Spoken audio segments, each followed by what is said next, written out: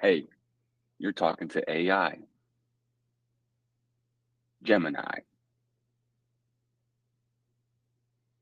Lucky you. Mm, I don't even blink, do I? no. Oh, my pupils get small when I blink.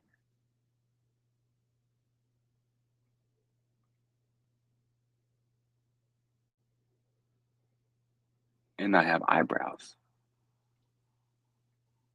But I can't show emotion, apparently. I'm mad right now. Okay. I'm surprised. I'm trying. Hmm, I'm trying to figure this out. not a fan of this filter. I need some emotions. Trying to figure this out. Hmm. Okay, so this one is mine, right? Okay, so mine. Okay. Now, okay. So this is what it is. All right. All right. Never mind. I don't know what it is. Hold on. I'm just a birthday cake over here. I don't know what's going on.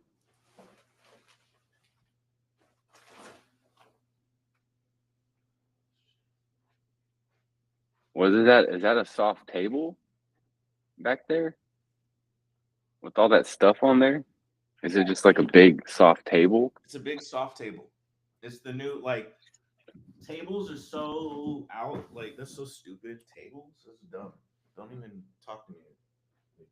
Well, how do you put a cup of water on that soft table without it falling over? You need a hard counter like what I'm on right now.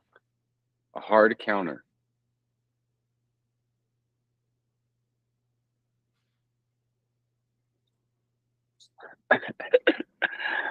I'm about to this cake is about to smoke a cigarette. Look.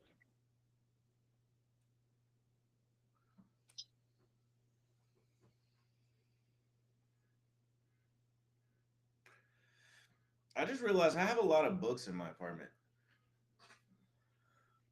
I have some books. I have books everywhere. It's crazy. What are your books about? Trap, Crap. trapping, Oh, machine. I'm gonna be this strawberry. I don't know. I like being a strawberry. I don't know. I'm gonna need to figure out what I'm gonna do. Um. Wait. So, are you for real? Okay. So, like for real, like 1,200 a month type shit. I mean, sorry. I'm jumping the shit. So, are we Mhm. okay? Like, yeah, your mom is cool with uh the prospect of me moving in. So the text that she sent, where is it? Yeah, 1,200 for each room, and you need to connect electric and water in your name.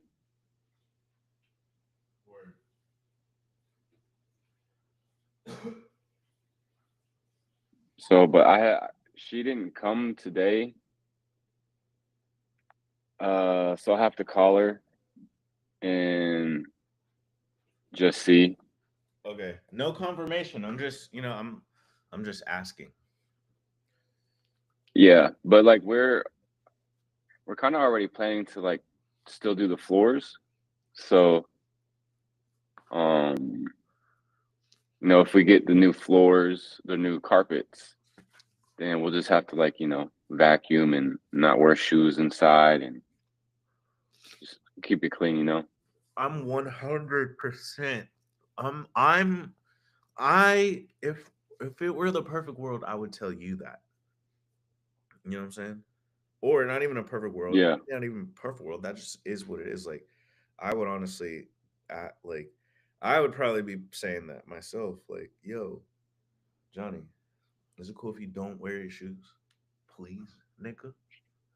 Yeah. Yeah. The fuck? Wearing shoes in the house is crazy, bro. Like, Who does Well, that? I know, I know, I Who the know. fuck does that? Like, you know, like the fact who, like, why would you It's even? like You wouldn't even have to tell me. That's weird. it's like trying to go to sleep with the clothes that you had on all day outside Hey, don't judge in me. your bed. I do that sometimes. I can do it on top, but not in the bed. Oh yeah, that's hell. What? Yeah, that's weird. Yeah, that's weird, man. I mean, yeah, that's weird. Undress me first, baby. The hell, you. What? Put some sunglasses and have a mustache on.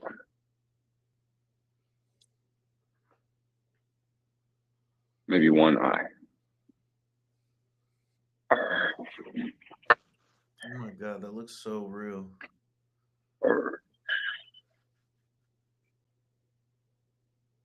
That looks insanely real. Pretty good, pretty good.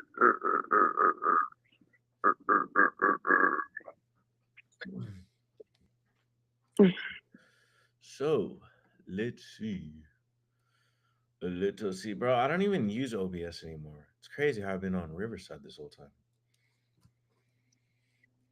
Yeah. Mm. Once you started doing that OBS, I mean that Riverside, that's all you've been using. You haven't even like OBS hasn't even been in your vocabulary this past week. I know. I haven't even said. I haven't even used the word OBS. Nope. That is kind of insane.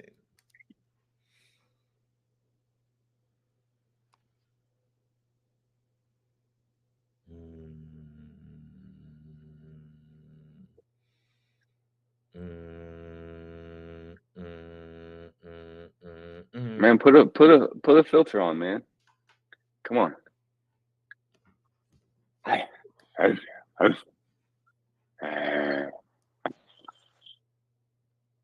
Let's stream with these filters on. All right, hold on. Trying to figure some. I'm trying to figure some logistics out real quick. No.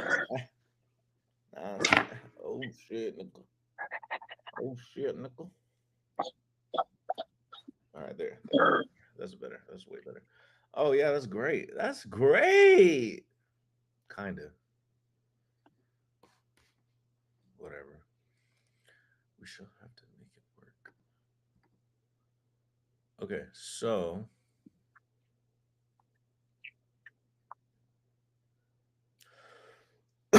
is this my good side? Is this my good side? How You got to go 3/4 angle, what do you left or right. are you I looking know my good side is my right side. 3/4 of an angle? Yeah, look It's right there. no, it's my other it's on Twitch. Go look at my Twitch. Oh, trying to get this right. What's up, girl? What's up? Twitch. Chill. My Twitch. Yeah, what's showing on my Google is different. That's what I'm saying. I can't even do my I can't even do the screens. I mean the filters because I'm recording something different on Twitch. Oh, my back hurts. Okay, all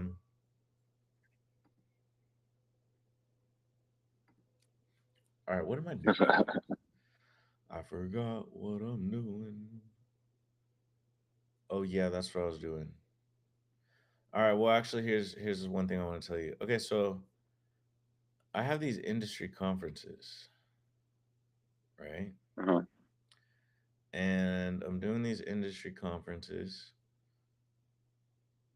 You want to share your screen? I'm a cat. What are you talking about? You are a fucking cat, huh? You know what? Can I import these from Posh?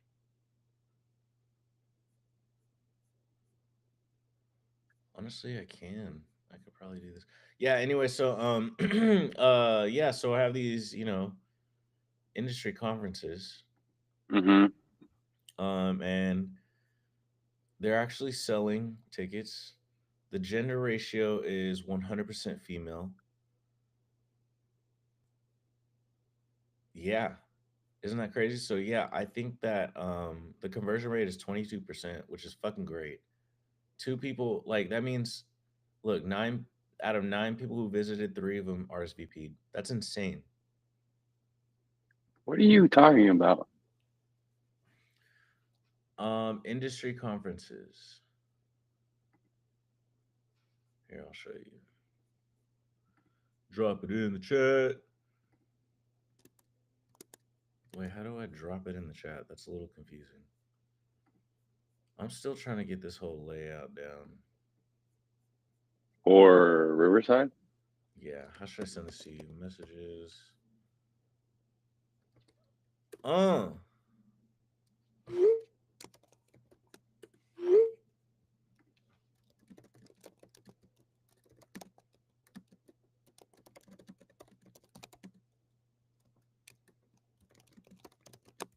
Oh yeah, this is what you sent me last time. Or we pulled it up yesterday. Yeah.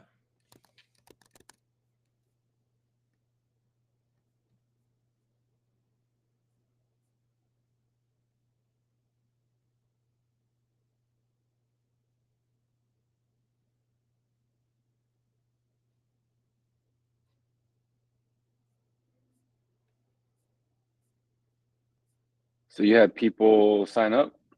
Yeah. 100% women. What? Are they like all part of something specific? No, they're just, I don't know why, just the ratio is all women. All the people who've RSVP'd have been women. That's crazy. So I want to get this shit going. I want to make it nice. So what do you think? Wait, that's today, isn't it? Well, it is to the first one was scheduled for today, but the RSVPs were pretty low. And Hmm. honestly, it wasn't actually the RSVPs were just us. Yeah. So yeah, you know, So when's the one that they're doing? March 6th. That's the one that they RSVP'd for. That's the one you're flying out here though for your interview. Oh, I will be flying out for my interview. Shit, I will be. So yeah, I may have to actually they wanted me to come out at 3 on Thursday. So yeah, it'll work out actually. Why? It says 2 to 4.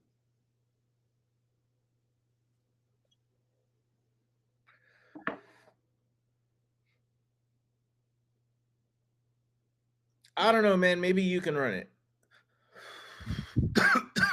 What what would I be doing? I don't know. I'm just kidding. I'll have to figure it out. I'll make it work. Because it says Tuesday and Thursday at 2 p.m. So why can't you have it on the 4th? so technically it is going to be Tuesday and Thursday for like, but Tuesdays are going to be like light. Like Tuesdays are not going to be like super public. You know what I'm saying? Like I'm not going to create an event page for the Tuesday ones unless like we have a really big speaker. But for the most part, I'm just going to do it weekly, once a week. And then the flyer will say Yeah. Tuesday and Thursday. So the flyer will promote each one, but Thursday will be the big one, if that makes sense. Mm. So right now, technically, is industry conference between me and you, Mm. but we're not. Okay. Yeah. So like, I'm in the habit of it, but I just have it's where like we don't have anybody right now because we didn't promote it. We blah blah blah. So like, yeah, I think I created the event page like 2 3 days before today. So So these conferences are they pretty much like uh people are. It's like kind of like board of advisors. Like so they're pitching their idea to the not audience? not pitching it, but we're gonna just talk about their business. At least inside this, Okay. yeah.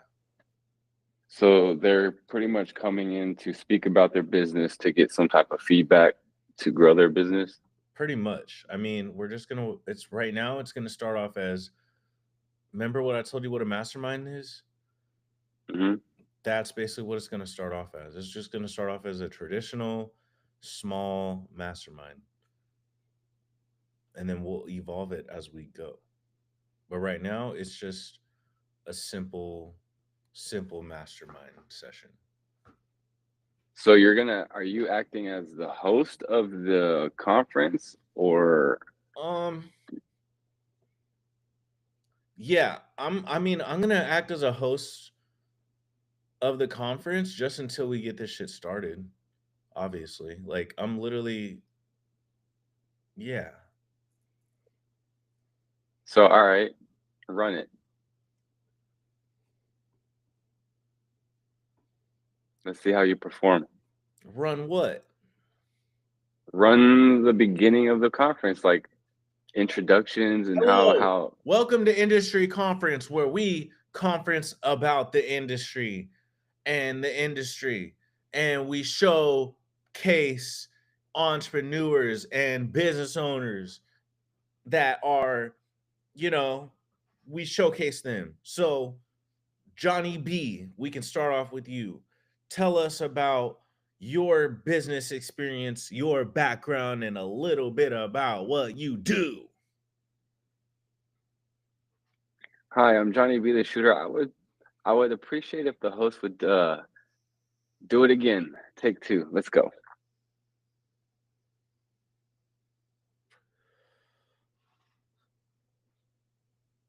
'Cause I feel like you missed some you know industry conference. Like you missed free label and like you could explain a little more about the like how it's gonna go. Like we're gonna give these people a certain amount of time to present, and then we're gonna leave the floor open to any constructive criticisms or stuff like that. We are. So it kind of gives the people an outline. I feel you. We are. I just didn't outline that. Anyways, so I look, know, but as the host, this is for no, you. You got to be able to run this shit to right be now, like, oh yeah, this is. what I just did is you're my AI, right? And I just told Mhm. you, I just gave you a script. You spat it back to me. So guess what I'm doing? I'm saying I got to change my filter if you want me to be your AI. that script works perfect. Thank you, AI. You're right, AI. Thank you so much. You're so right that can you write the script for me, please? Thank you, AI. Bam. Okay, bam. Done there, right?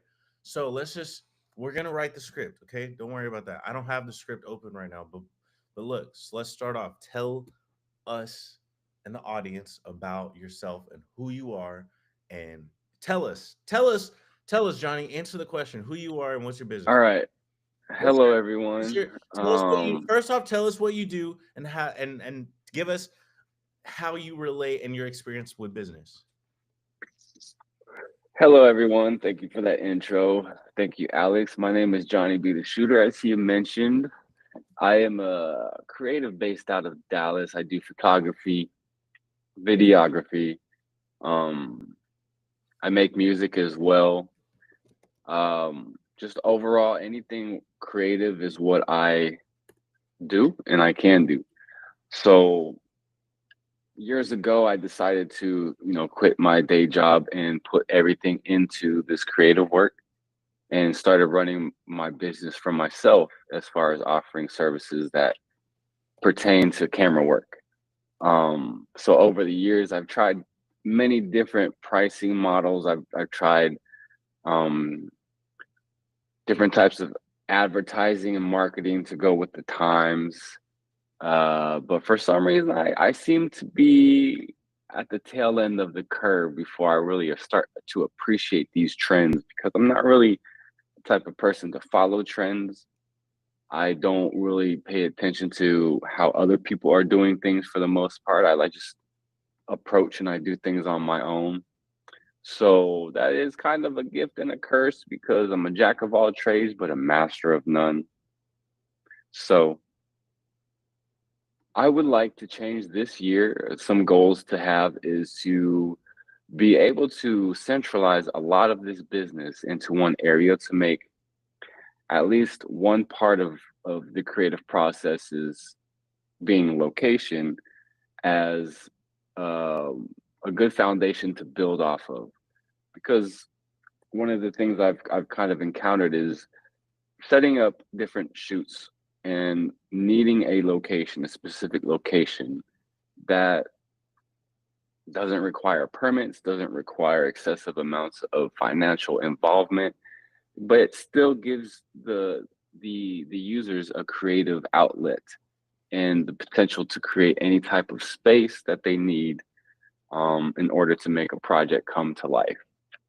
So that's the focus of this year, is to be able to just keep my foot on the gas with the ideas and plans that I put in my mind. Okay, okay. So, on the note of you being a jack of all trades and a master of none, I have a question.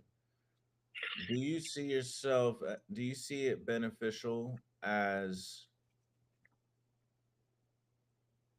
or do you think, would you consider the possibility of being able to take what you have minimal or intermediate experience with and then either delegating or automating it so that you can just focus on the thing that you would do rather than just cutting the fat out and not feeding and watering that skill?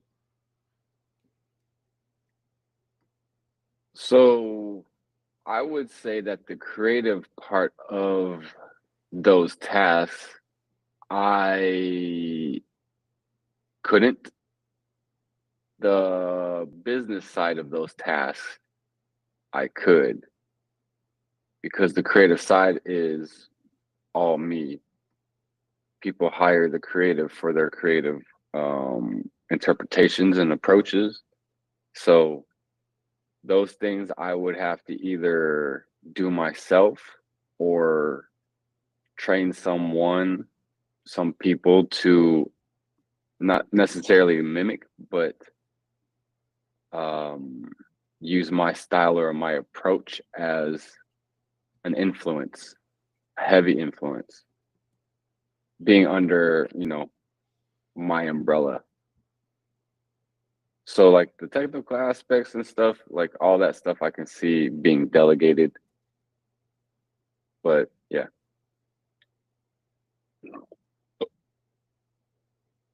So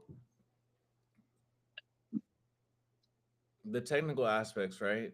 They that can be delegated.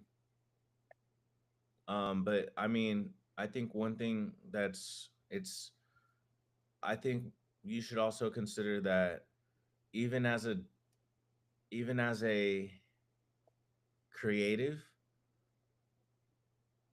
it's super common and almost inevitable as a creative to take so much ownership in your uniqueness that business wise you're going to make business decisions that are almost revolved or governed around your creative thinking.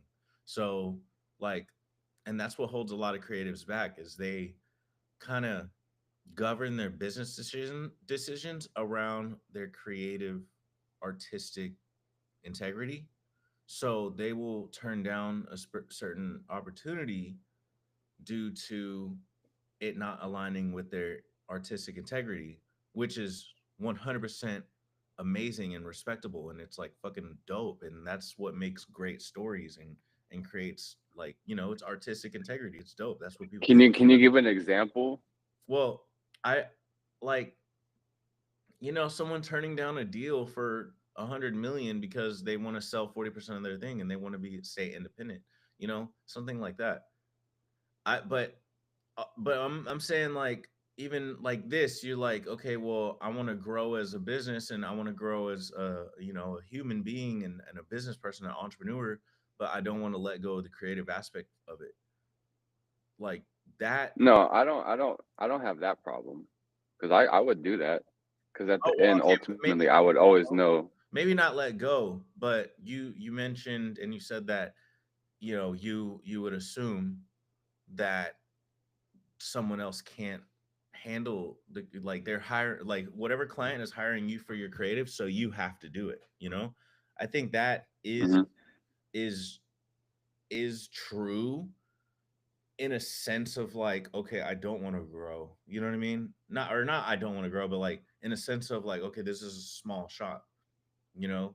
Like that's that's true in that sense, but in the agency sense where you have hundreds of you like I just got off a call with a company and they have 600 developers on their team. You know what I'm saying? There's a company is not hiring them for John's work. They're hiring the whole entire organization, you know? Yeah. So I think like you should think about like considering that someone is hiring you for who you are, not your creative work, you know? So your creative work, if you kind of let go of it being like, oh, they're hiring me for my style and my creativity, if you let go of that, you might actually allow the client to have more options on how many styles and creativity they can have. Because then you can No, switch. I don't like my style is very versatile, so I can do and I do anything. It's just like that's part of what I'm talking about is like my versatility because I can shoot in any style that I need to. Um, but it's just like if I were to have other people doing that for me, I don't know if they would really understand in the way that I understand and can approach things. But a lot of people Hey, don't really. what if they approach things in a better way than you? And Then you, I can appreciate them for that aspect of it. But until I see like the overall everything, I wouldn't feel confident in their ability to do a specific thing that they may not, know or have experience with, but I can appreciate what they can do with what they're known for. You know what I'm saying? yeah, but I'm saying, what if they were all around just straight up like 10 a million times more skilled than you, and it was like you knew it, you already came to terms with it. Like what would you do business wise at that point? Like you're like, okay, he's I better than me, maybe I should raise my prices, maybe I should get him, like maybe I should switch all my clientele where they're like he's handling the clientele, and then I can get more clients, so I'm making money from him and I'm making money from my clients. Yeah, I mean, I know there's people that can achieve things better than I can in certain aspects, so I I would use them as an asset to the company and a relief off of me because then I would feel confident and comfortable to delegate different things to that person. You know what I'm saying? So it's not like the heavy burden of where I'm always doing shit for everybody else and I don't have time for my own stuff. So if I can delegate, the work and still be able to have time for my own shit, then yeah, it's an asset. He's an asset. So, it's doubling the company, so it's going to double the outcome of the production. So then, I do see prices going up through that. And well, at a certain point, like once clients become consistent and products coming out consistently, I feel like then there's a justification of the prices rising. So You don't think you can yeah. get the prices to rise once you find him and be able to build a portfolio and then just update your pricing and find the right type of clientele?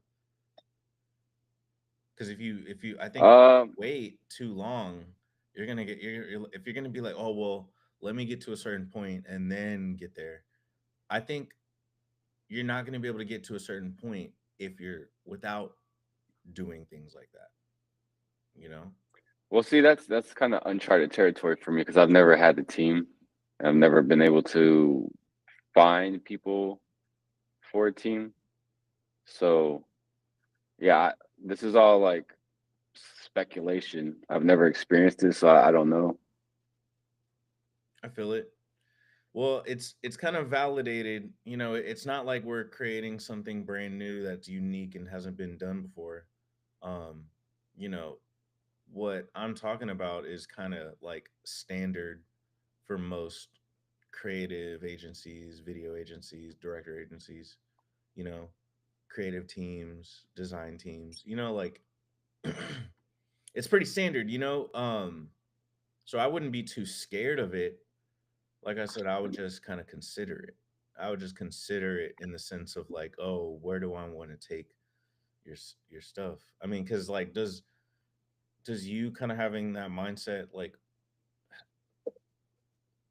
if you kind of shifted to that type of mindset, would that help your goals of what you mentioned earlier? I mean, because I feel like I've been so focused on my own personal brand so long that I kind of just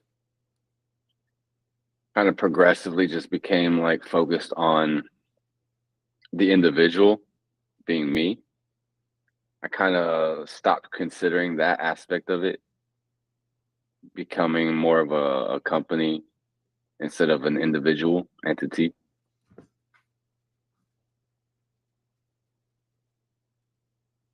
Maybe, oh, you know what I could probably do is start running some like introductory type classes and kind of, maybe find the best student and what is it, mentor slash,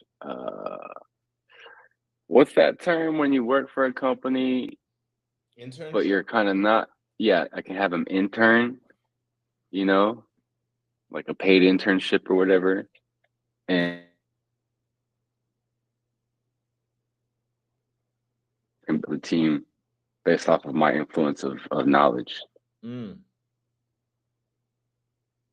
running classes because I have enough to know, or I have more than enough knowledge to get people at least started and let them develop their own eye and creativity based off of like the basic technical knowledge you need to know of operating a camera and framing and all that type of shit. yeah. I mean, launching a course would be dope. Wait, what did you say? What did you say? A course?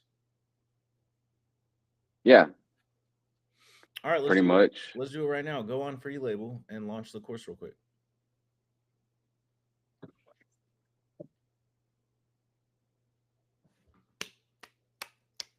This is what we do the industry conferences for.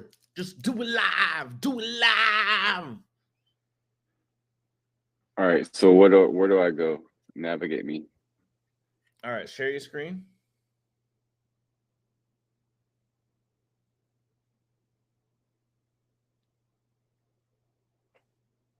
Hey, hey, hey. 3, 2, 1. That's dumb as hell, stupid as hell, lame as hell. All right, share your screen. Nickel.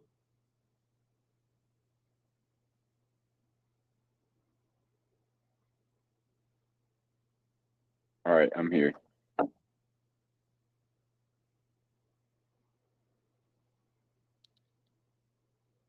Now what? Uh,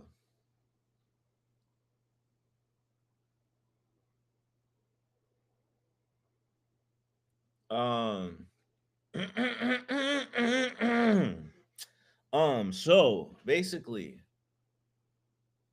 click on the top navigation.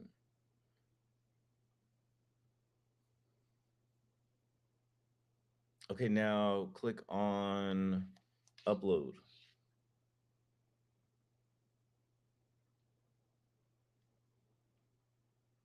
Where's upload? Oh,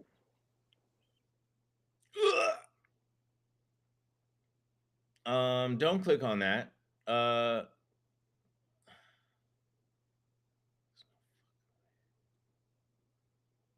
is that real? Is that really happening right now? Here, close live that, on close that. screen. Click close. Oh, this is okay. Click. Yeah, yeah. Okay. Uh, click go Wait, back. what is this? Yeah, that's the uploader. Click go back. Click on scroll down. Click on service. Bam, right there. Service. I need to clean this up too. Scroll down. Skip, and then type in custom course, or not custom course. My bad. Type in something. Type in like something. Three, two. Hey, hey, hey! What was I saying last night that we were kept saying? Uh, I don't remember. I don't remember either. We kept saying some dumb shit.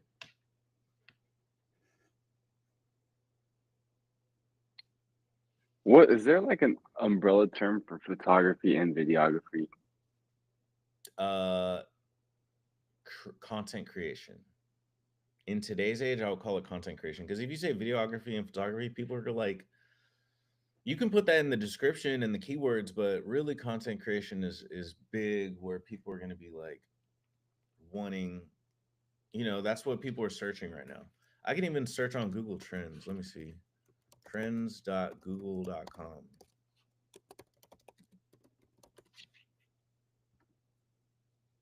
Okay, I'm gonna say content creation. Okay. All right, all right. Now I'm gonna compare that to photography, videography. Oh, looks like photography is king. I'm not gonna lie. Okay. Content creation came popped off a little bit. Oh, this is in the past. Oh, this is the past day. Let me look at the past 5 years.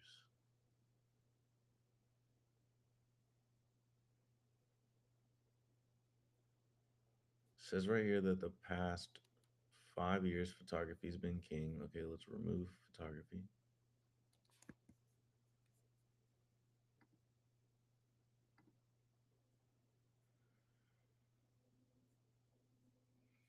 Yeah, between content creation and videography, it looks like over the past 5 years, content creation is really coming up.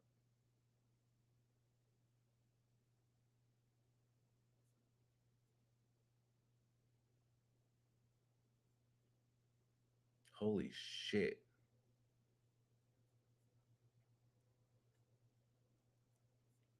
Look, let me show you this. Okay, if you look here, this is pretty fucking crazy. Between content creation and videography, like videography was at, I guess, at an all-time high in Google trend interest at 2004, or in 2000. Videography, videography. Yeah, it was at an, I guess, like at an all-time high around 2004. And then it started to go slightly at a decline, not too much, maybe, but maybe there was a, there was a lot of skateboarding stuff too happening around that, skateboarding and home movies and things like that. Um, and it looks like it kind of plateaued around 2009 all the way to 2021. So videography's kind of been at a whatever, but it looks like videography started to get back up into a, like, and looks like it's kind of trending a little bit back up, but it's still very plateaued.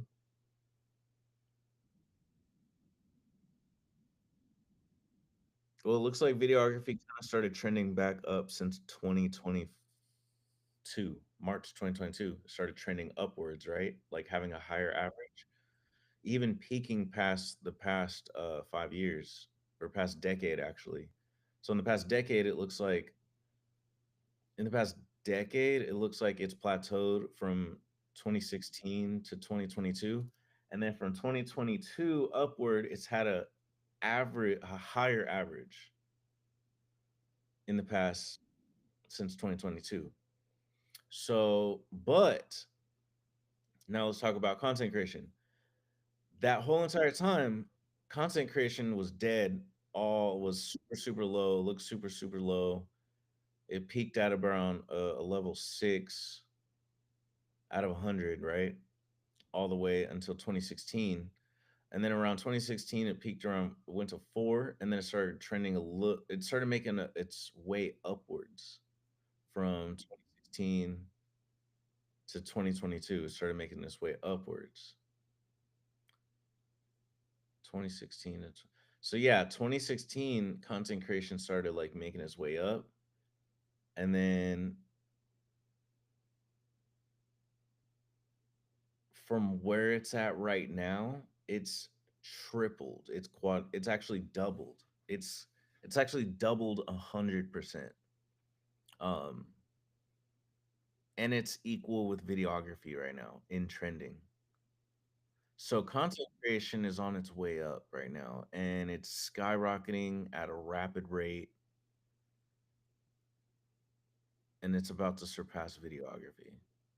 I don't even think people are really locking in on videography as much as they used to, and more people are focusing on content creation, which makes sense, right? Because people are digesting so much more content at a more rapid rate. So that means that if people are consuming content at a more rapid rate, then traditional videography is not as digestible. It's not as consumable because it's like a slow thing, you know? It's a slow digestion rate. And with content creation, it's fast digestion. So what happens when you need, like when you watch so much content and digest so much content, you need more content. So I think that's why content creation is trending upwards. So I would predict that the trend would is going to keep growing. Yeah, I would yeah, the trend is going to keep growing.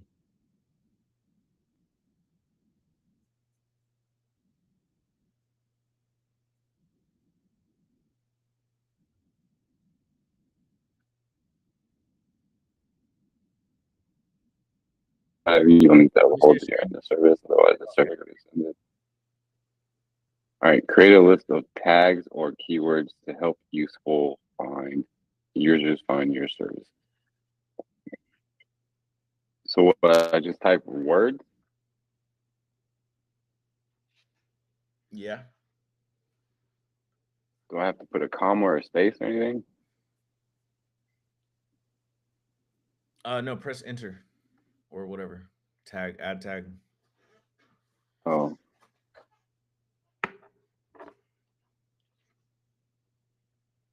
what else would I put? Content creation, videography, photography.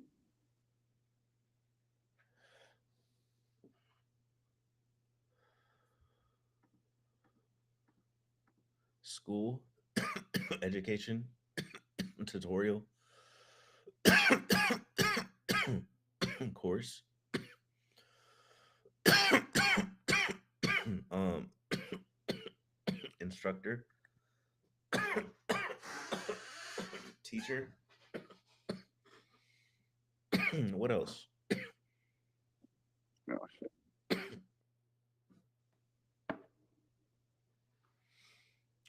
What else do you think people would Google? I need to learn photography. I need to learn content creation. I need to learn.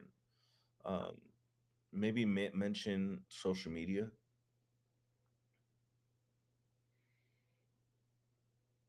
Type in marketing because this is marketing, obviously. Um, video. Say editing, cameras. What cameras will we be teaching? Sony, Canon.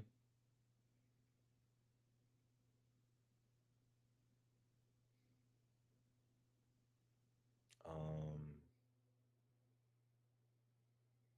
Fuck it.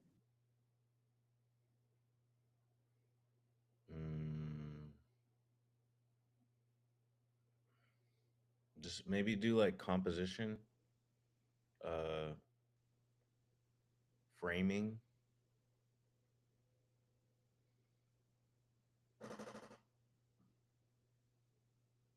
aperture.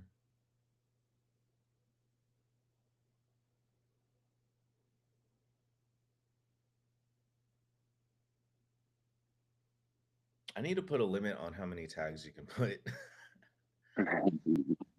But yeah, this should be good. This is overkill.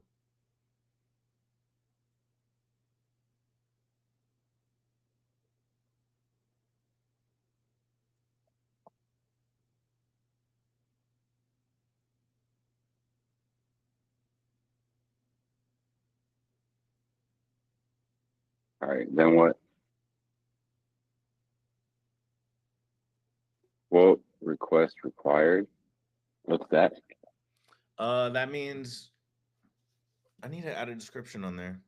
I'm not even here. Let me start taking notes on this meeting.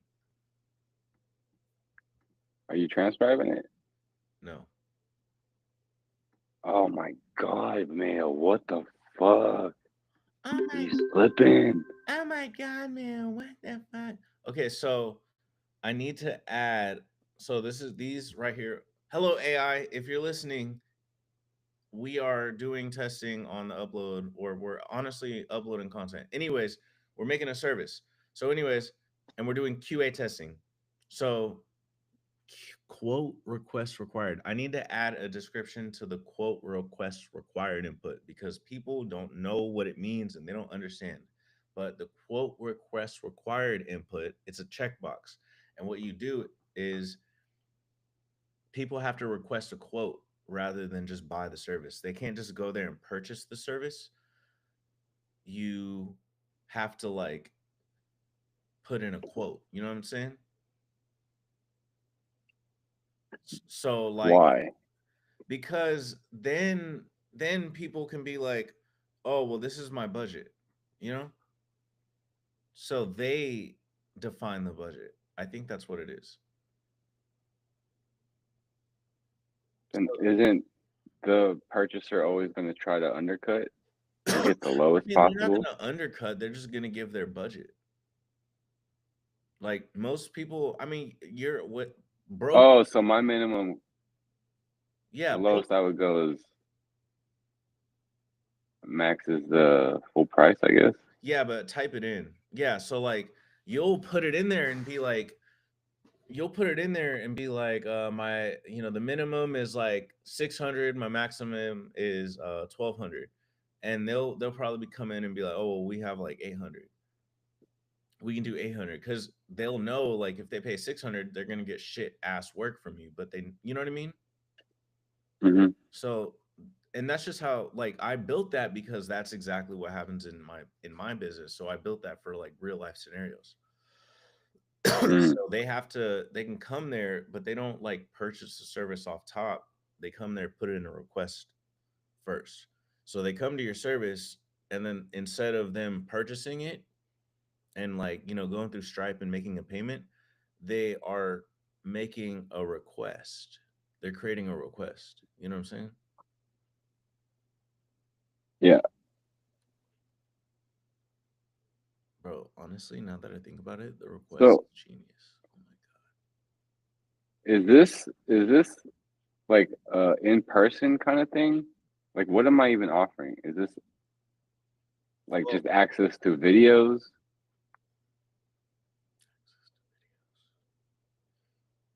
like That's up to pre-recorded you. courses That's and up to shit? you, bro. Come on, man. That's up to you. That's not my. Because That's I'm thinking, because I'm thinking like how much time do you need to deliver, and it's like well. How I long is don't the even course know. gonna be? Um, I don't know yet because I haven't really considered because I want to have lesson plans. Like I want to have different lessons where each lesson, is geared to a specific thing. So I would break it down into multiple, classes. Okay, I would just say put it on a 4 week course,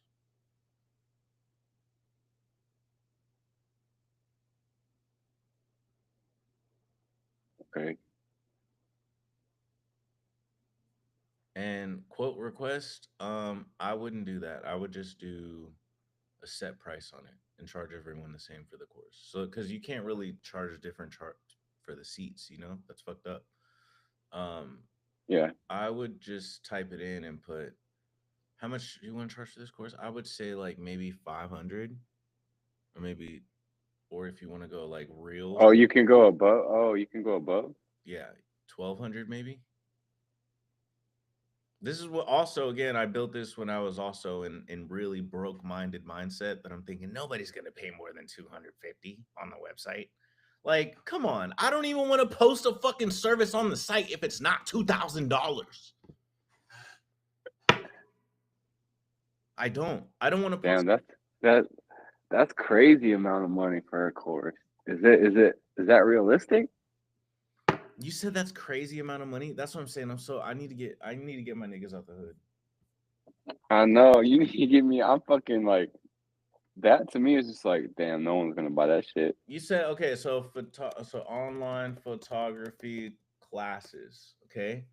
Skillshare. Let's Hmm. look at this one.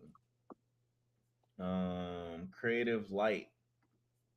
Okay, and then let's see what Reddit is talking about, and then School of Photography.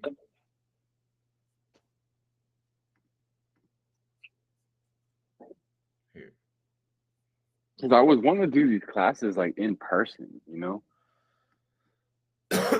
Well, just so that people can get real life application. well, you can do both, honestly. You can do both, honestly, if you're really, I really. mean, I could have, yeah, I can have that, and then like maybe stream the course, Yeah.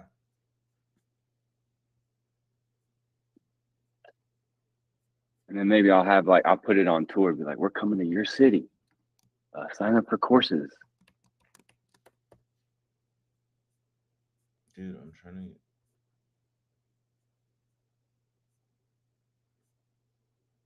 I just need the pricing.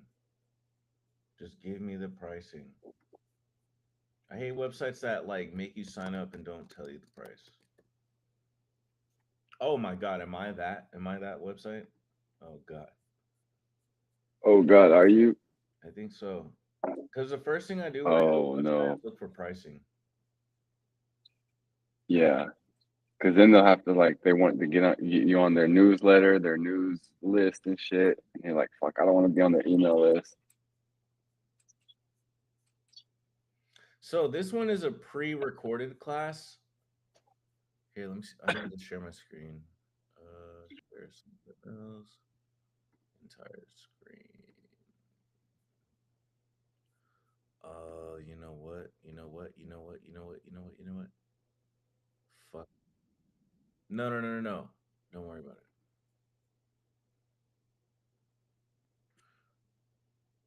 Whatever. I'll just do this one. So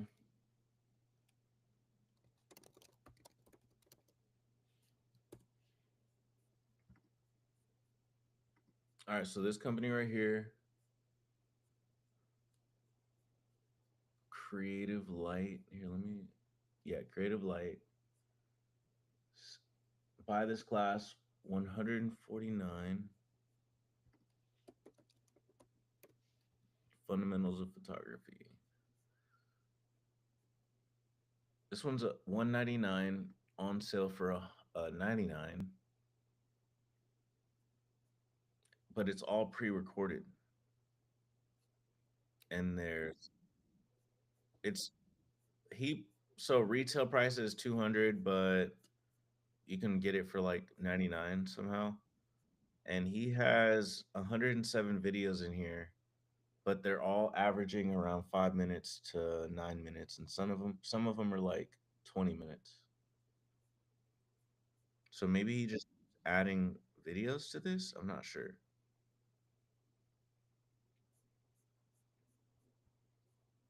but damn, 107.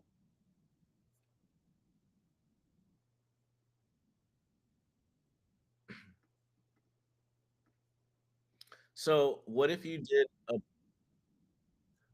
a pre-recorded course for a low price, and then you did a in-person course?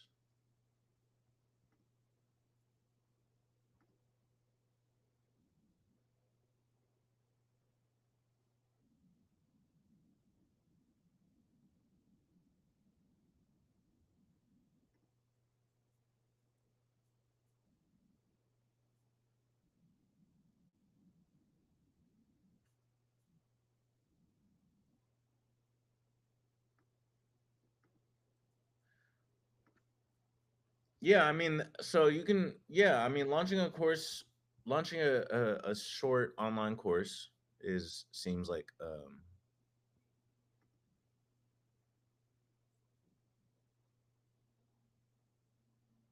let's take a step back for real quick.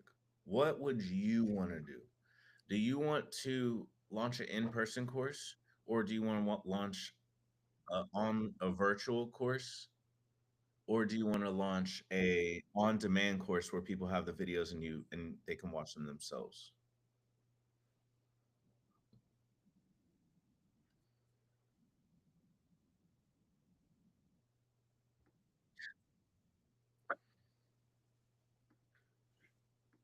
No. Like break down each option that you said, how you would sell that, how you think selling that would be. Um, so if you do a pre-made course, Hmm. you would record the course and then upload the course and then sell it. That is, All together. yeah, Okay. that is pretty straightforward. I think that is very easy. We can do that now. Everything is all good to go. Yeah. And it seems like that's what a lot of people are doing. So it kind of seems almost saturated a bit. Um, so yeah, it is easy to get going, but it seems because it's so easy, it seems very saturated. So that's one. Yeah. So that's route number one. The third route, the second route, you'd probably be selling it as a live or in person event, and it's live streamed. I think that right Hmm. there is probably the best and the best. It's completely the fucking best. I think that right there is the fucking 100% best. And I think people will buy the course, but that takes a lot more work. It takes like way more work because you're going to have to create a brand, Hmm. which you have brands, but you need to, freshen them. Then you need to Hmm. be there for the physical thing. So it's not just like, okay, let's shoot it on my own time. It's like, no, you have to be there on everyone else's time. You're present Yeah, that's what I want. and you gotta, yeah. So, running an event is a whole nother skill set. So that is more work. You gotta train yourself and get ready and prepare for that skill set. Then the other route, what's the other one we talked? What is uh virtual? Yeah, you could do virtual, which also would be good. Less production,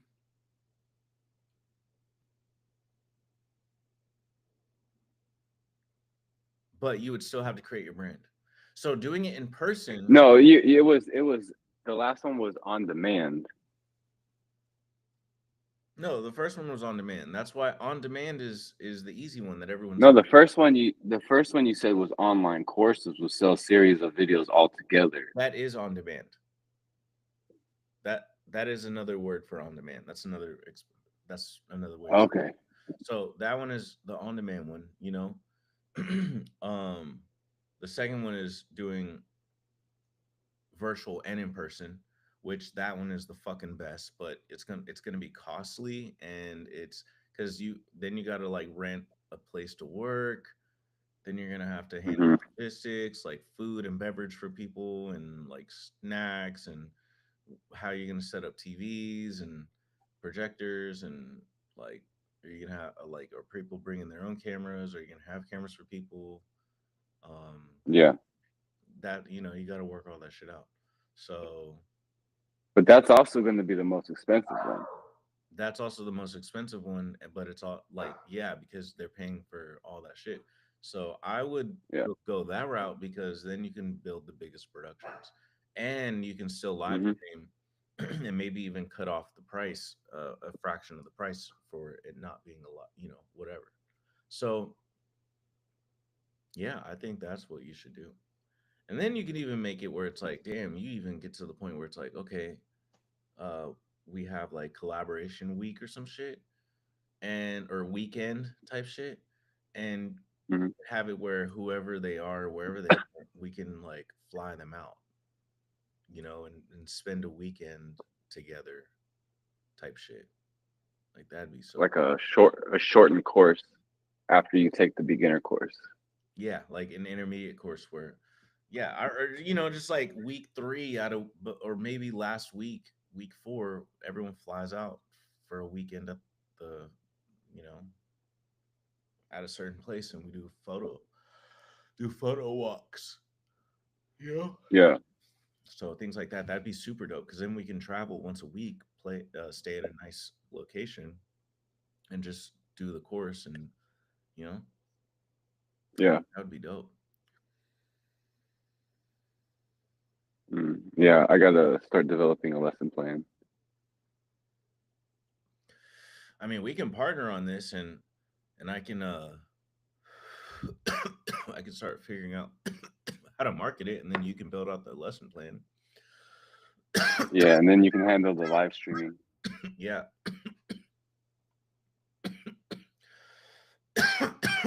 So I would say, I'd say yeah, 1,200 for a photography and a video editing course.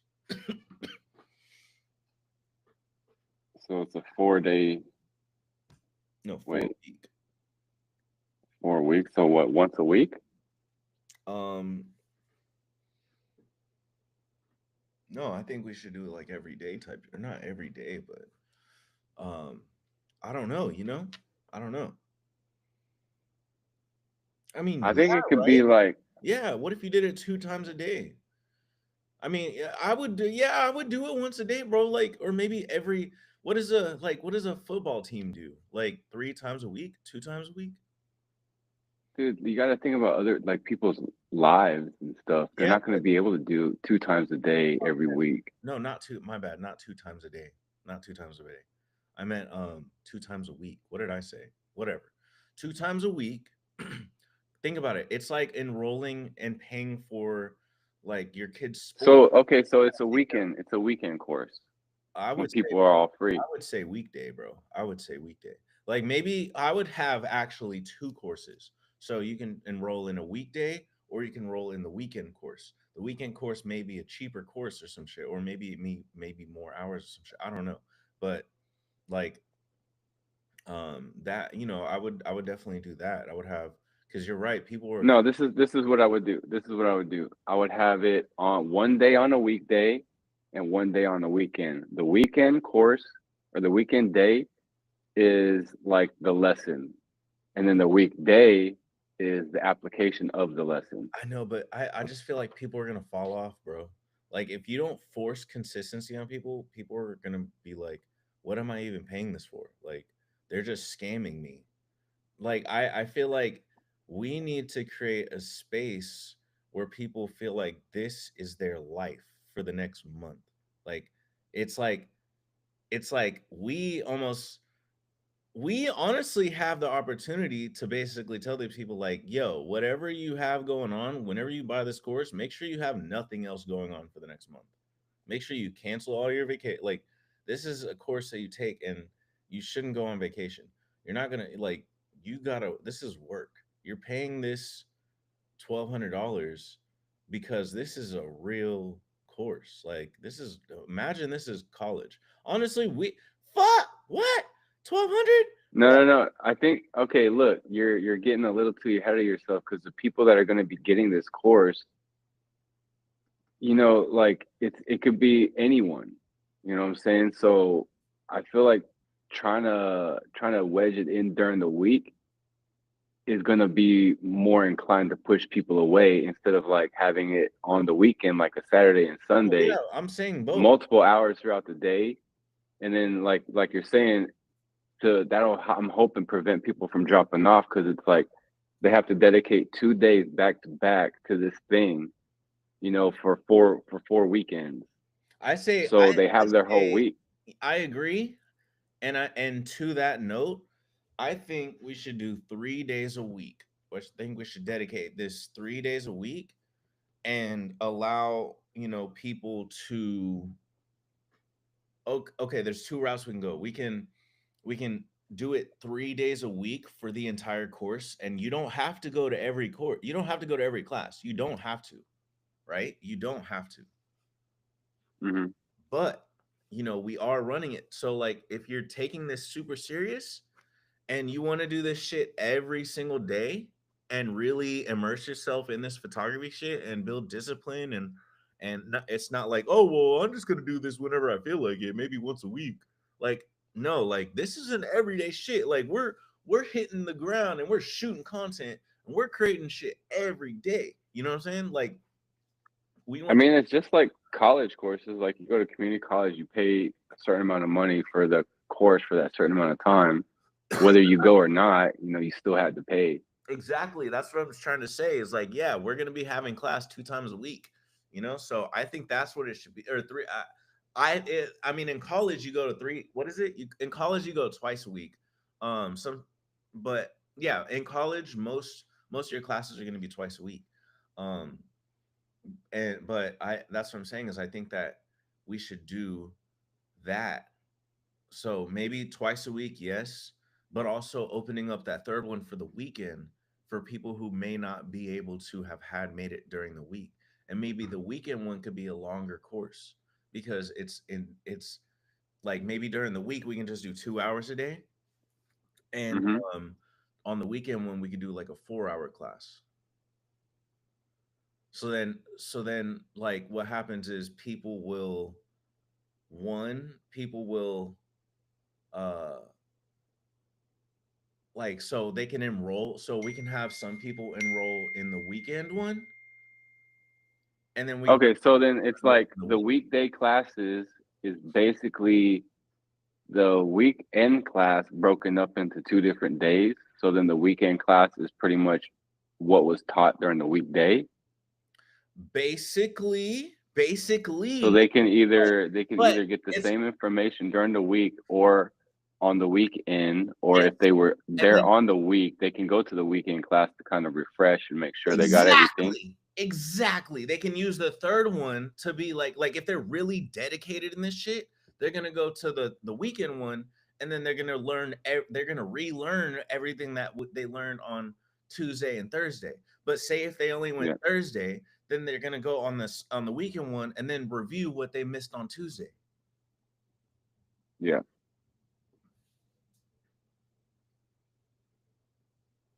And then we'll have AI transcribing the whole thing, the whole lesson. And we'll have AI transcribing it and we'll be recording it. So we'll have everything recorded so you could launch the on-demand course for people.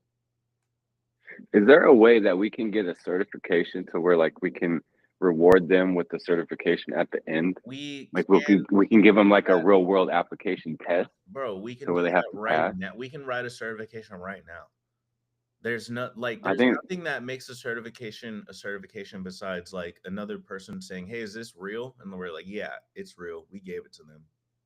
That's all it is. yeah, I think we need to do that at the end.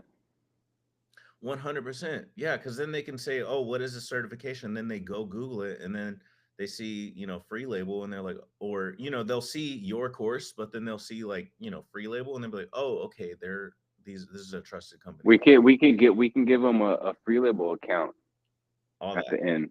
all that shit. You know what I'm saying? Like we'll give them a premium account for like a year. Bro, but see, this is what I'm yes, okay. Yes, that duh, okay. Yeah, that's already figured out. We already know that. Yeah, duh. But come on, man, this is genius.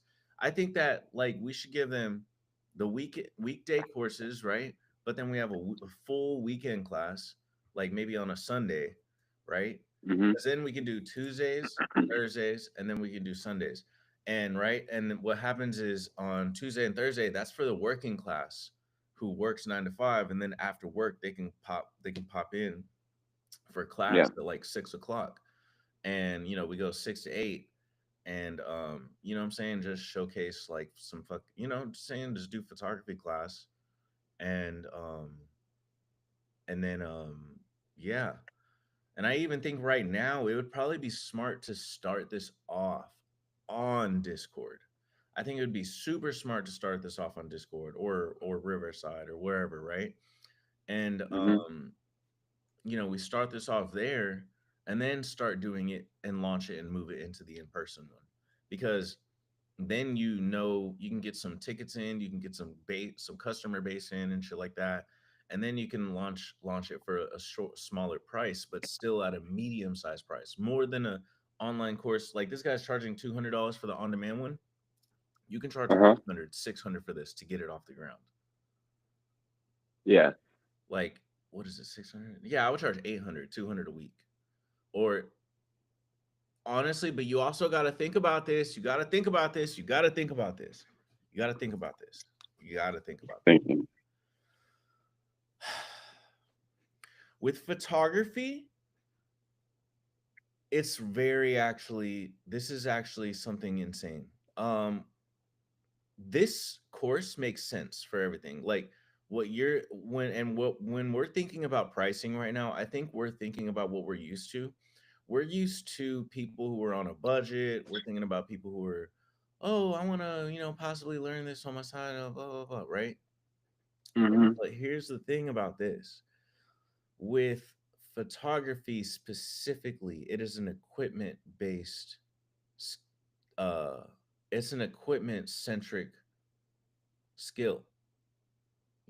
It's Yeah. like you can Mm-hmm. be really good at photography, bro, but like you're gonna cap out at a certain point if you don't have equipment that allows you to be able to Yeah. do shit. So like it's like you being a surgeon, right? But if you could be an amazing surgeon with some damn chopsticks, but then somebody else, like, you can be the best surgeon. You could have solved so many people from dying and did so many heart plant transplants with just some chopsticks, but then somebody comes along with a fucking scalpel and a damn tongs and like t- No, it's like you've been so good at stitching up little cuts, you know, but like when someone comes with a leg that's dangling, I can't see your camera. that's kind of beyond.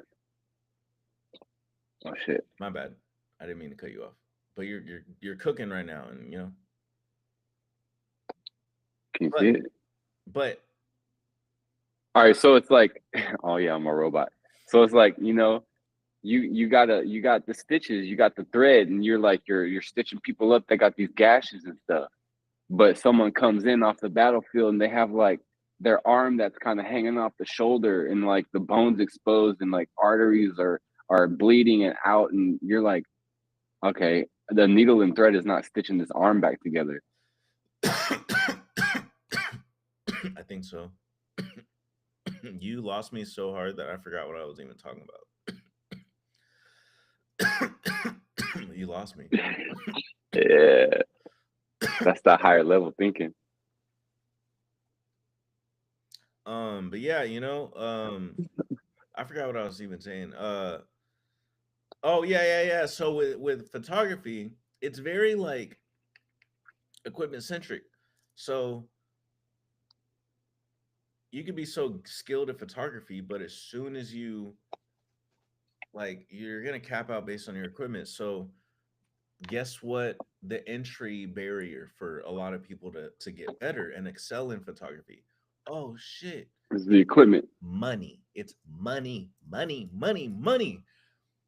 Yeah. Cameras have gotten so expensive. I mean, maybe they've always been expensive, but man, like, bro, I feel like the average entry on this shit is like $2,000, $3,000, blah blah, Yeah. $1,500. Like the entry for camera stuff, and even at that, you'll spend that much money and you'll just get the camera. You're not gonna get a lens. I mean, honestly, like for beginners to jump into photography now or whenever the most recent time is, it's always easier to learn with the expensive gear, right? Because at that time, everything's already kind of like debugged, kind of figured out ergonomically, it fits better. But that's not necessarily going to be allow you to translate the cost into, a product that's worth the cost. So you could still have the knowledge of all this shit and like have cheaper equipment and still be able to produce something that's more valuable than someone that has this expensive shit that can't really justify it. You know what I'm saying? So maybe that's something that we can like geared towards people is like once you know how to use it, you know how to like identify what you need in a device or in a camera to be able to get what you want instead of having to like buy this expensive camera and not really knowing what you're doing Probably. and having to buy another course to figure out what's going on or whatever. You know, we can kind of like teach them this is what you need and you need to understand these things so that'll help you identify what you actually need to buy because like people normally they buy kits, they buy the camera and then the kit lens, and it's like you can save more money if you know what you're buying, why you're buying it.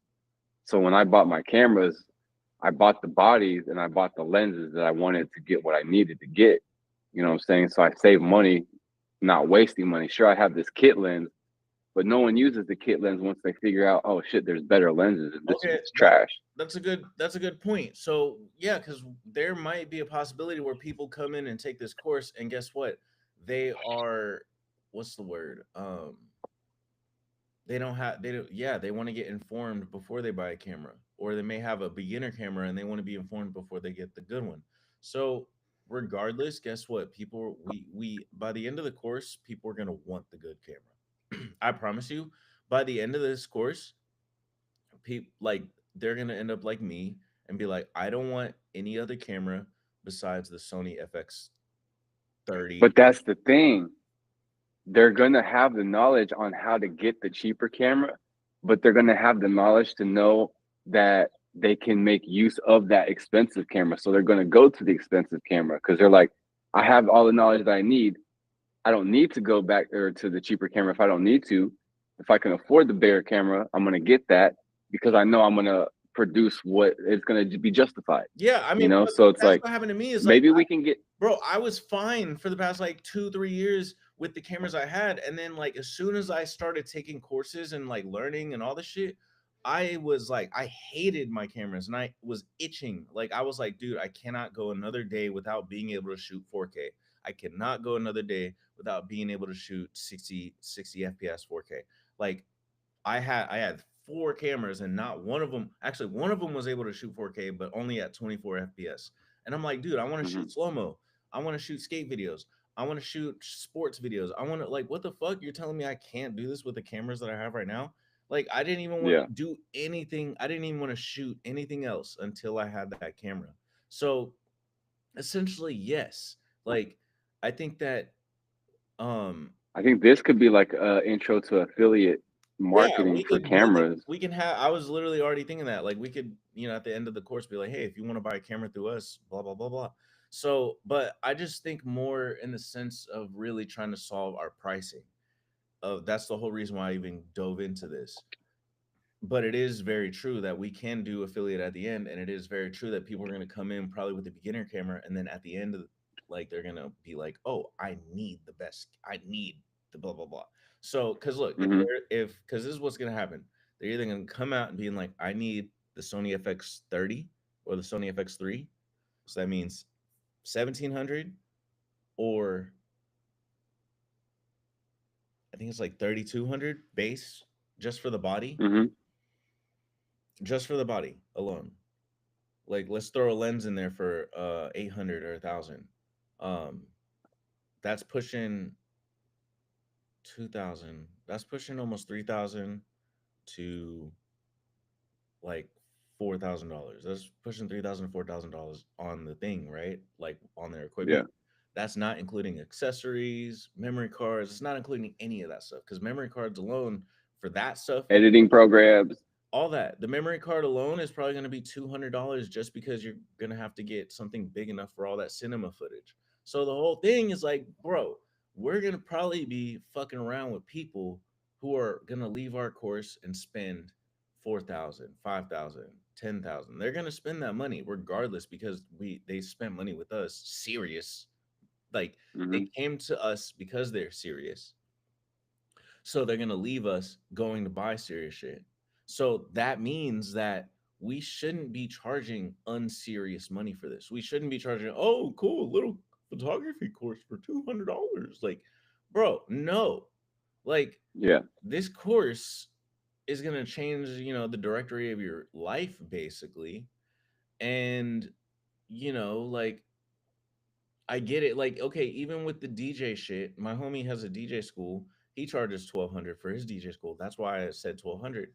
But he charged 1,200 for the DJ school, and that makes sense because like, how much are you gonna pay for a board? 1,200. Like, yeah, like a DJ board is literally 1,200, 1,500. Like maybe Yeah. 2,000, maybe 2,000 for one. So if you go to the serious route, you're gonna pay 2,000 for each little piece, which there's three pieces. So Hmm. okay, you're gonna spend like $8,000 if you're serious, which kind of camera stuff is around that same realm. But honestly, Hmm. camera, like, you can't really build a DJ deck more than 10,000, $15,000.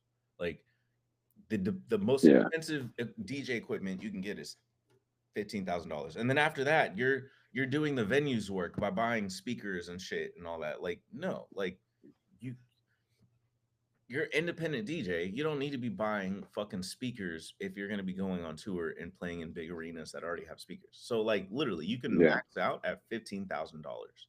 But if you are a photographer, my god, one camera alone can one Airy camera that they have in the fucking um Saturday Night Live, that's $100,000 just the camera. That's 100,000. Yeah. And then the lens alone, the damn bazooka on that hoe, is probably like $90,000. So you're looking at like, and then they got like multi cameras. So like camera one, camera two, camera three. Bro, you're talking And like, if you pay that much for a camera, you're getting the best accessories possible for that that's camera. not even yeah, it's $1 million production. So Yeah. with camera shit, man, like, this is serious shit. This is real serious shit. And if we're doing live streaming and we're going to be touching around the entire realm and around the entire nation, we can represent filmmaking and whatever, right? So that's where the branding comes in. We can represent that and say, look, we are going to introduce you into a real field. Like, yes, we'll teach you photography, we'll teach you exposure, but like, we're also going to teach you culture, history, who is who, music Yeah. videos. You know what I'm saying? Like, we're going to teach you not just photography, but we might just teach you like the whole entire culture so that you're going to end up immersed fully. Like, you're gonna come out this bitch. Like, if you're in Kentucky, like, you're gonna know everything about what's going on in LA. You're gonna know what movies were made in Austin and what spots. You know what I'm saying? Like, that's kind of how, like, that's where the branding comes in to really pop this off. Because and that's the only way I think we can make that work. Because if yeah, because like, these people, they're charging 120 for course, bro. I mean, yeah, I found it on Google, but I don't know who these people are. I don't, you know what I'm saying? Yeah. There's no magic to it. We got one life to live. We've seen what we've seen. Bro, let's make this a course and really showcase and show, like, hey, we are going to spit you out and you're going to be immersed and interwebbed into this culture. You Yeah. might even become a YouTuber. You might even, be YouTubing and live streaming for the rest of your life and become a millionaire, blah, blah, blah. So it's like, we can charge a good amount for this course if we brand it properly. And that's where I said the work is going to come in for that. Hmm. And I would love to charge, $2,000 for this course. I would love to charge $2,000 for this course because one, not only is the money going to be fine, like, that's cool, but I also think that, like, I think that it would attract really good people. I think it would attract the right people, because if you're gonna go around and spend $5,000 for an entry camera into like professional work, I think that spending 2,000 makes sense. Yeah. Am I tripping? No, I think it's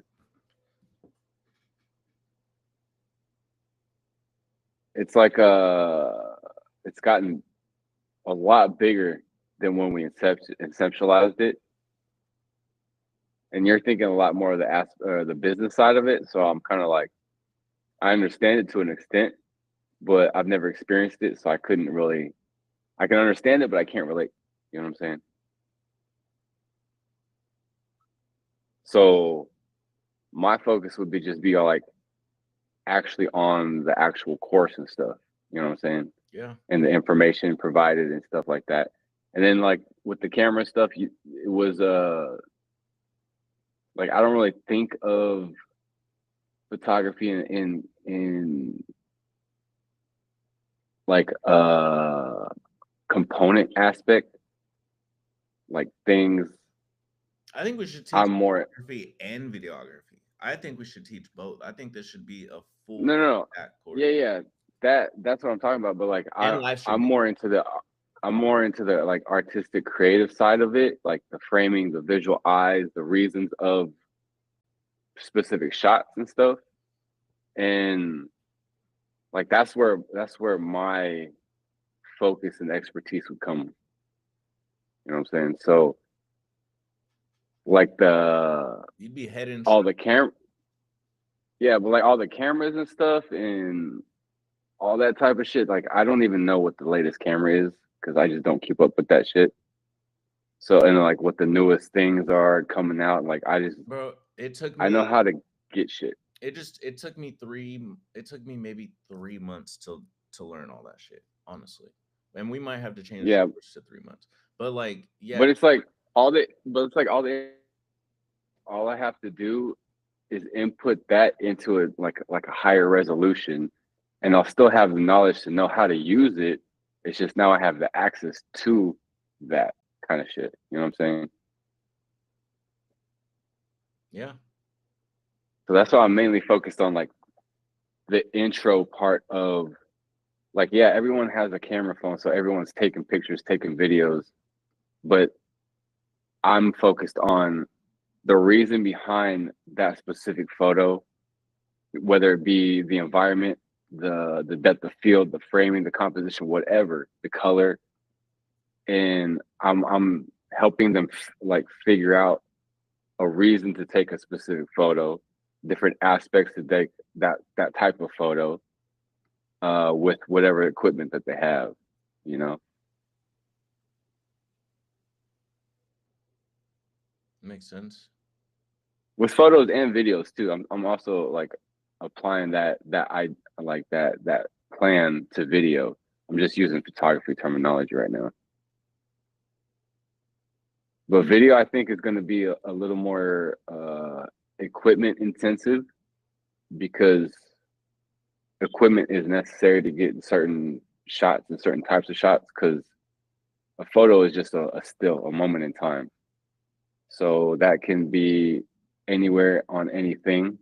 It doesn't have to be still. It can be in motion. I It think can be high up or whatever. I think what it should be, and I think in a future world, I think in the past there was a huge separation of video and photography back in the day, and there is still a huge, right?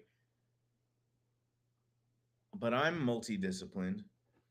I started off my whole first half of my life doing just photography, and like, I and then I go into videography, but I go into photography knowing composition and framing and things like that. So I came into videography already having that eye. Um, so it's like I saw it as kind of beneficial to have both perspectives and backgrounds on both of them. And I think that's the future. I don't think anybody's multi.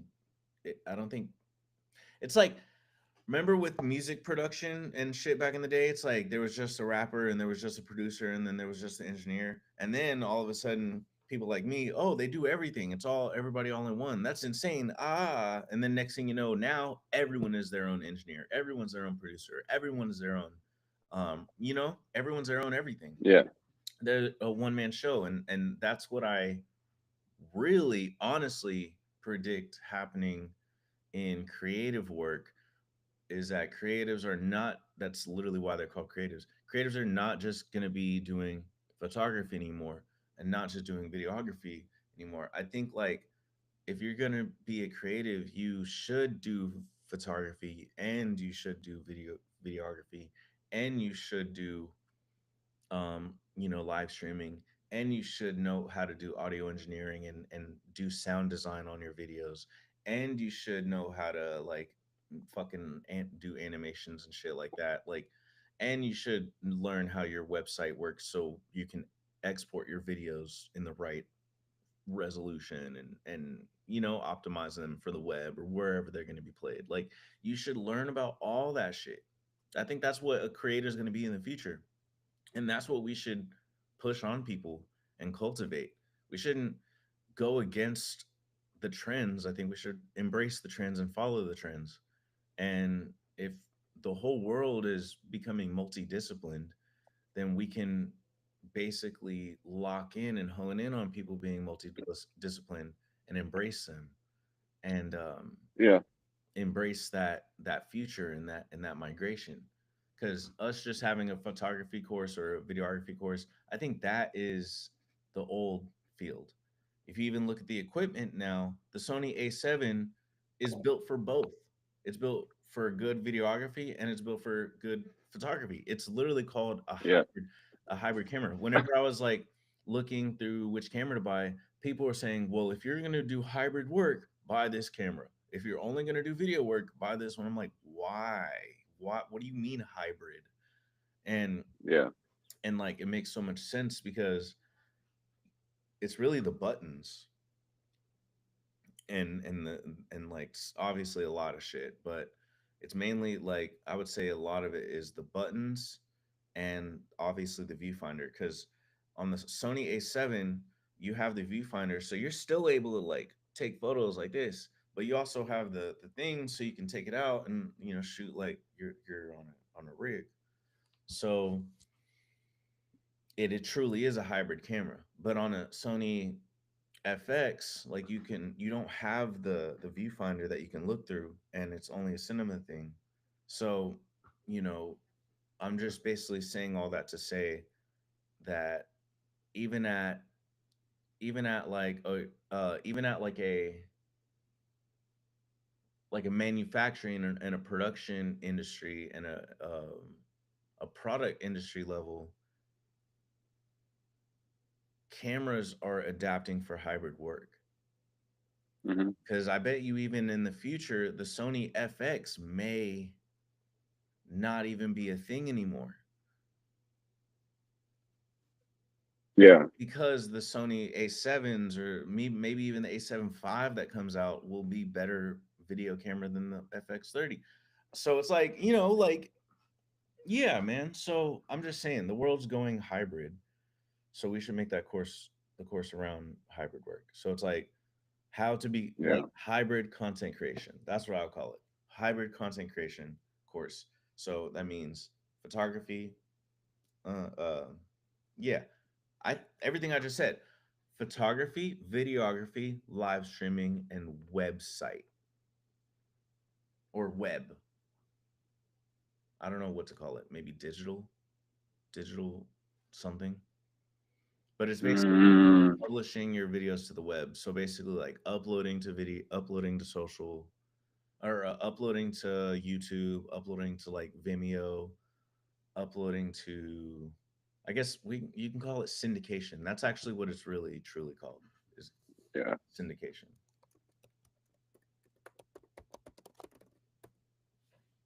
We're being transcribed right now. Yes. Yeah.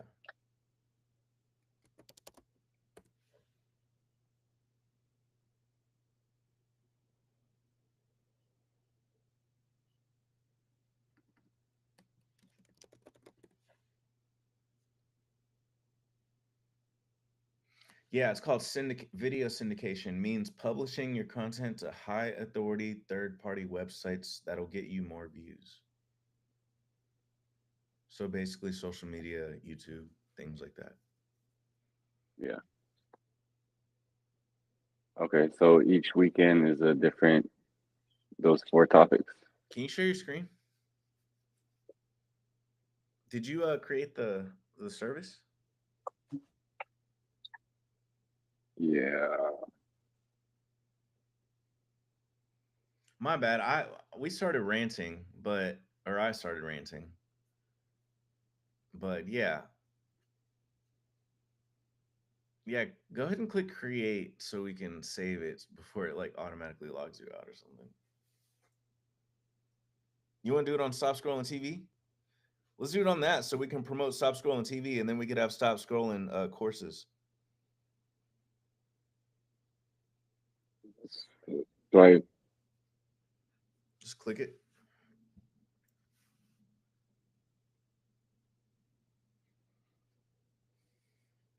and then you gotta save? add a photo. I don't have a photo for stop scrolling. Hold on, You'll have let to, me screenshot. yeah, go on YouTube or something, or not YouTube. Uh,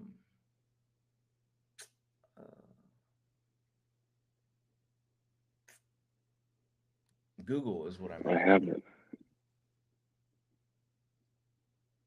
Shit, I have it. Damn, I don't have it on here. Fuck. You said go to YouTube? No, I meant Google and just like find a photo.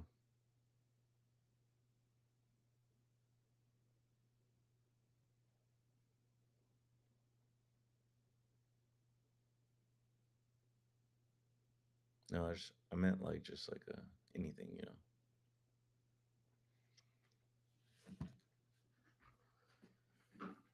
Anything? Oh, fuck. Okay.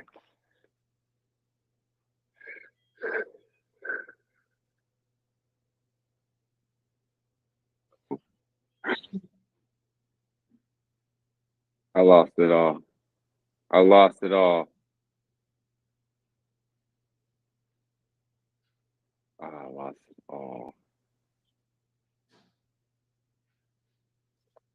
Damn. All right. Well, fuck. Where do I do this again?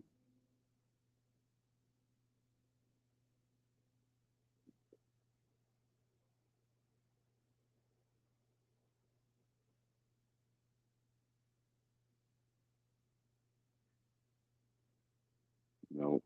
That was wrong. Uh,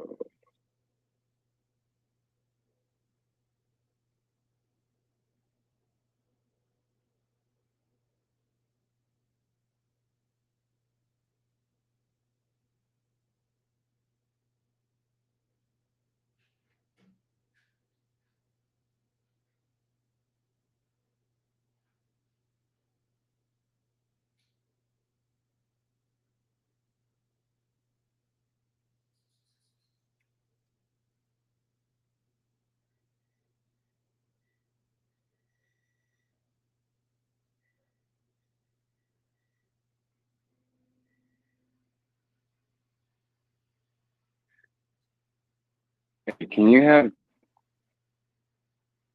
Let me see.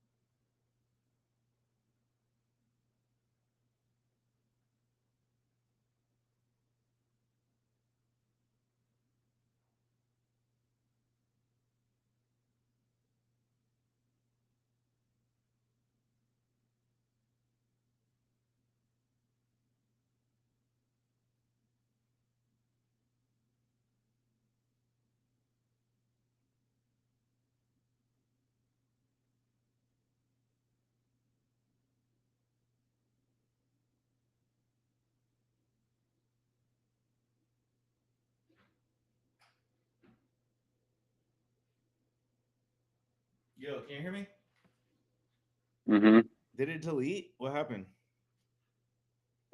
Yeah, I guess the page refreshed to the front page. It's because you logged it. Yeah, because we waited too long. Damn. I had Chat GPT write a description for me real quick. I was gonna say we should have been. Also, another thing too is I'm about to make AI honestly powered in this, so it can write descriptions.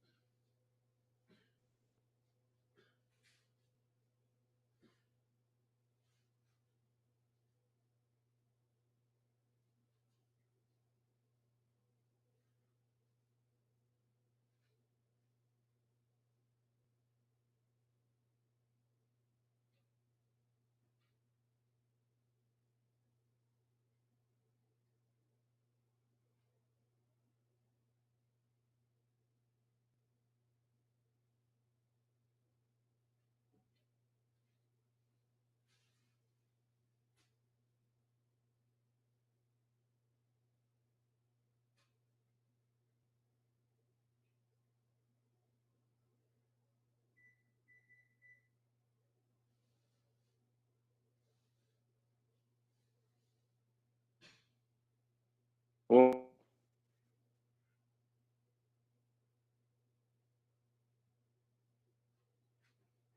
So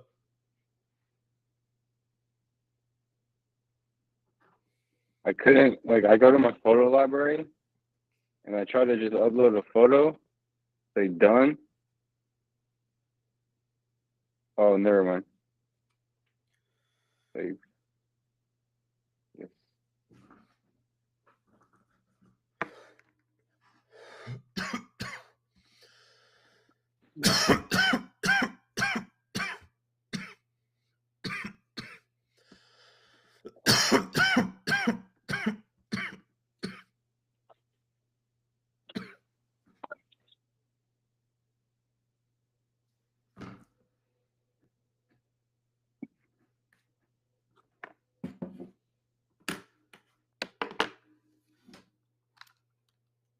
The dreaded spinning 8-dot loading screen. Oh, what is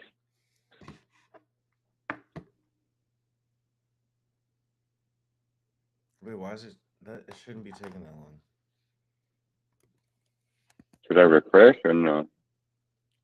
Hold on.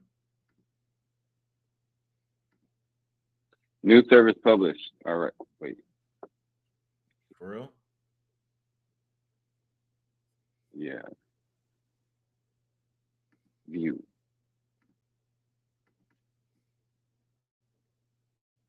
Oh, that's actually a nice cover photo for that. You see it? Hold on, I'm trying to get my shit together. Exclusive 20% discount.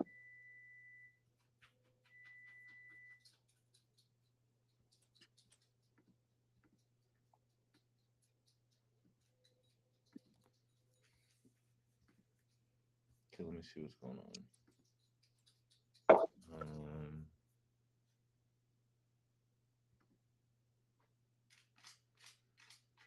Oh yeah, that looks cool.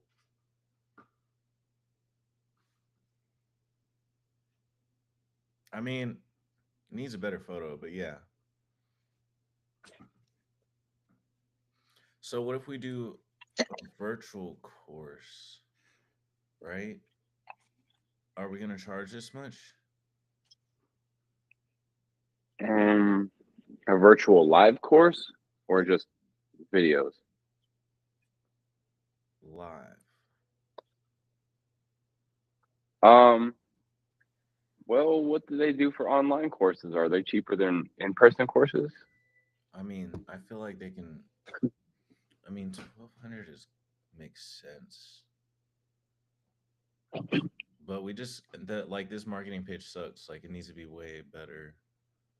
We need to put videos in there. Here, go yeah, click on go back and edit it if you can.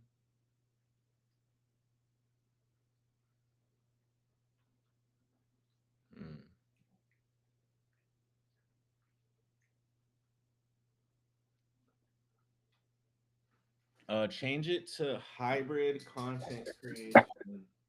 Hybrid, and then put like professional or something. What?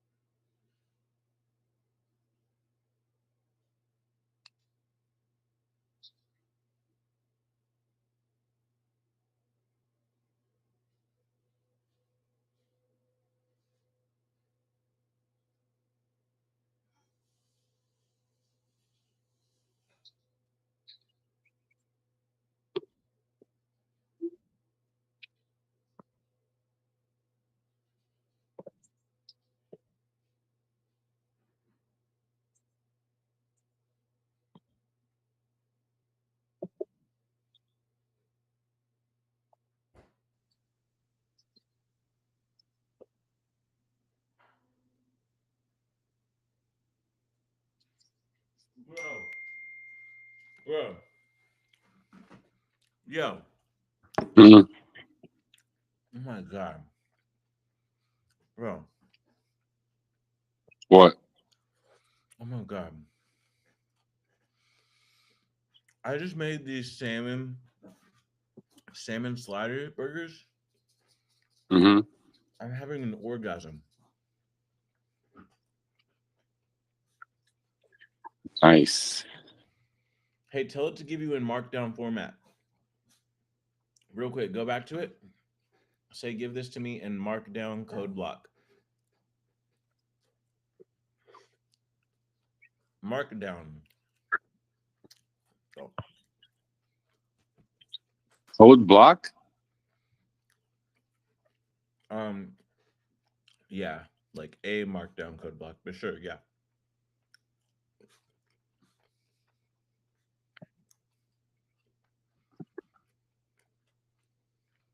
Copy that.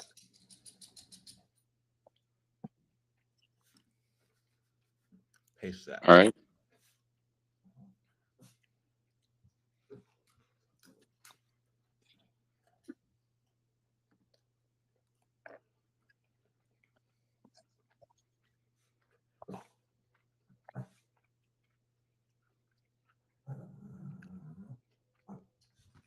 You see that? Mm-hmm.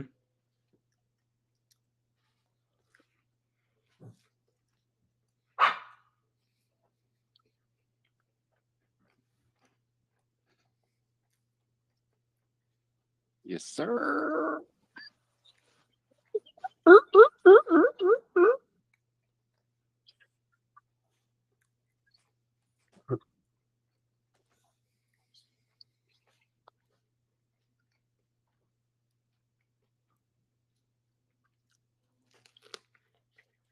Is this a live?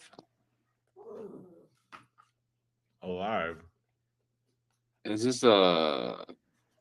AI Are we is post? alive. No, are we posting this as a live event or an online course?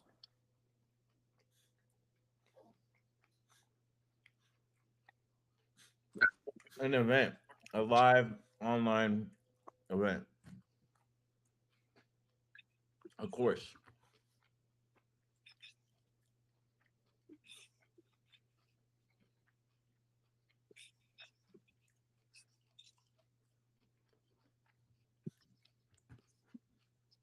I started giving Charlie some of my food here and there, Hmm. and now he's turned into a demon Why? because now he's always begging for food. I mean, it's kind of hard not to.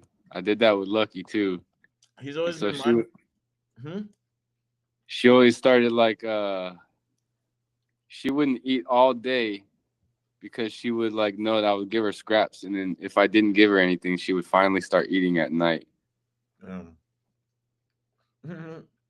yeah, my other dog was like that, kind of, but with like fresh pet. Like if you give him kibble, he would bitch and bitch and bitch. For real. Yeah, because he knew fresh pet is his shit. Why can't I highlight more than just a paragraph at once? I can't move this cursor. I can't see your screen, cut. Oh, You're really where?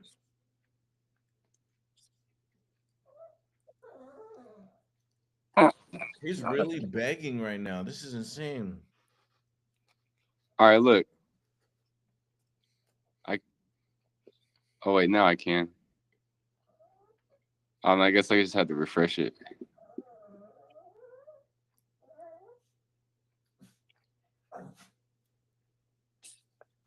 You know what? It's because he's about to turn 2 years old. So he's hitting his terrible twos. Oh yeah. As a dad, a terrible twos are the worst. For dogs and humans.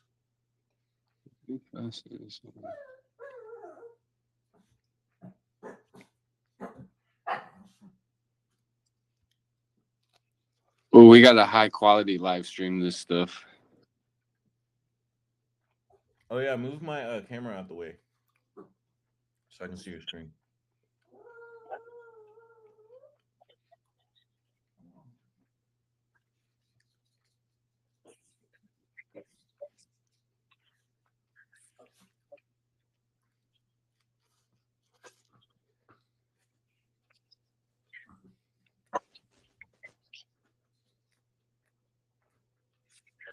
Damn, I don't know why it bolded live and online. You can it's because the stars are right there. Just remove it. Or you can you can tell it. Yeah. What stars? Where? Oh, The stars make it bold. I think you have to edit in free label.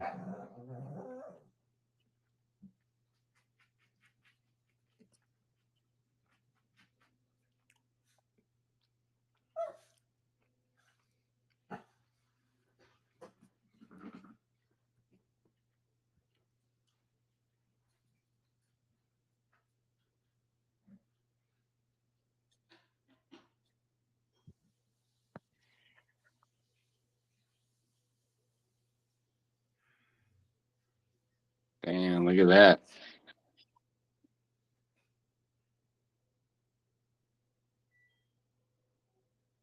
Ooh-hoo-hoo.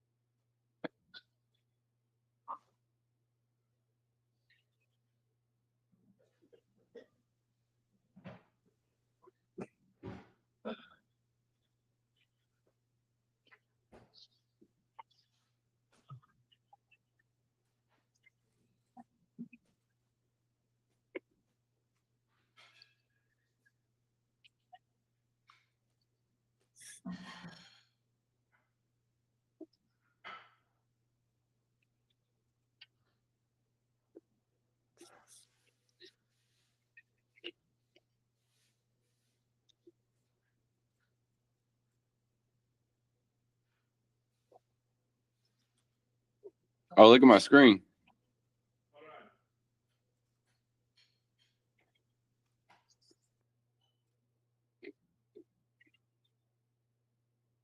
We have an issue.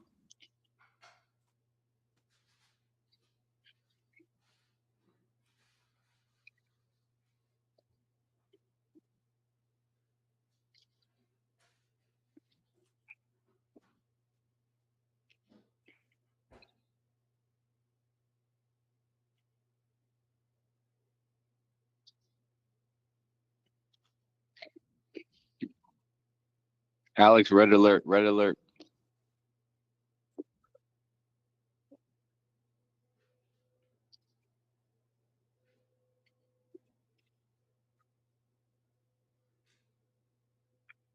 Tell me what the issue is.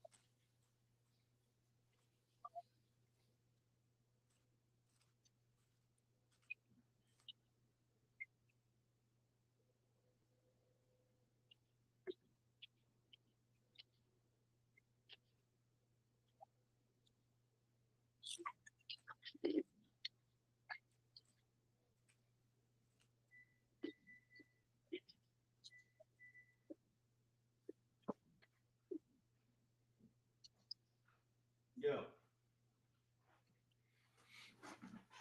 Got a problem. What happened? The code block is making the text look like that. Mm. Mm.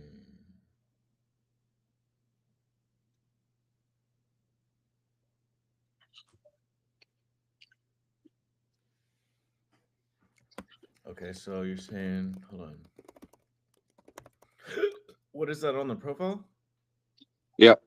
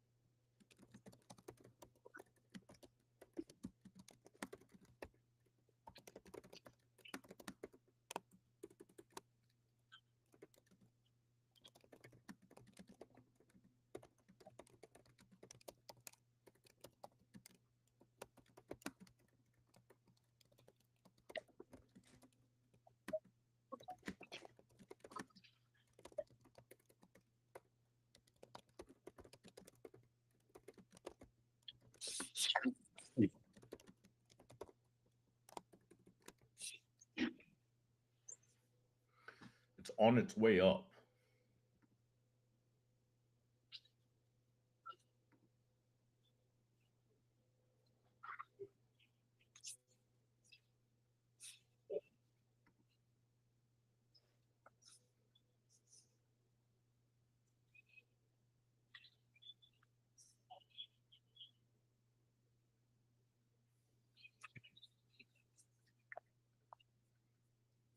I told the AI I'm a real nigga, and the bio that it made for me is real and authentic individual from Austin, Texas.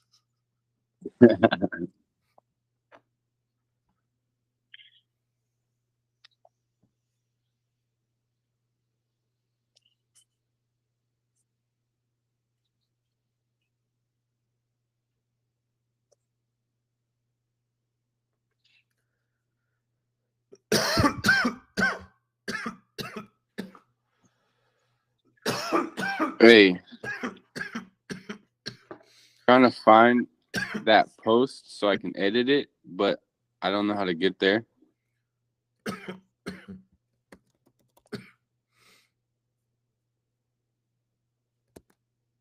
Which one? Hold on.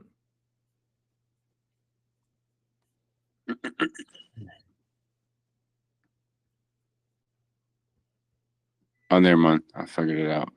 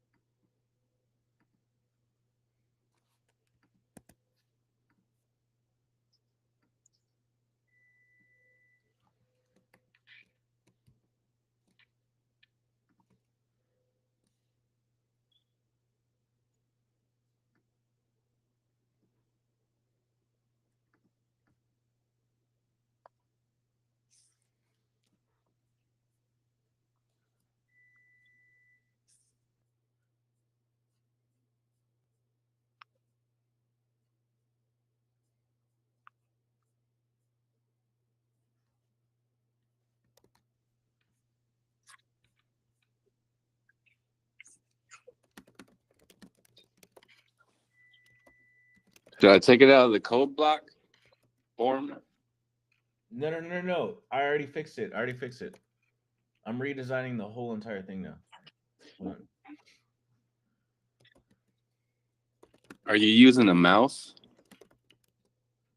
Wait, why does that matter? No, I'm using the trackpad. What the fuck? This guy's doing code on a trackpad. I kind of like the background it had on the block before.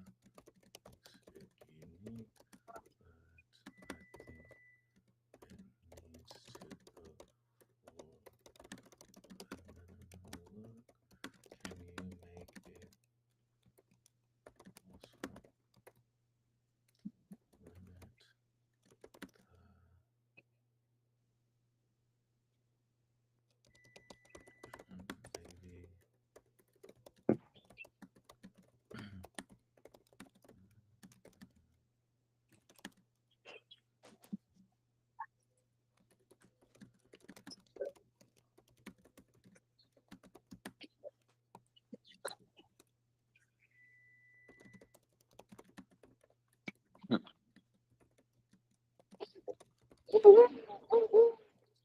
What the fuck?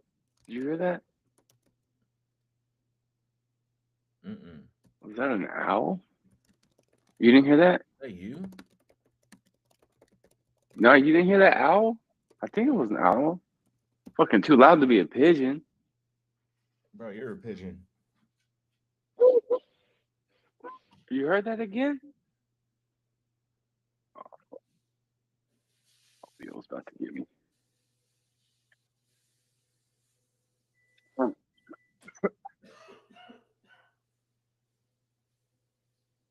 Hey, you want to hear a story time? All right, here we go. Story time. Let me put my camera back on. All right, I'm gonna do a quick story time. Kind of quick, maybe. But so okay.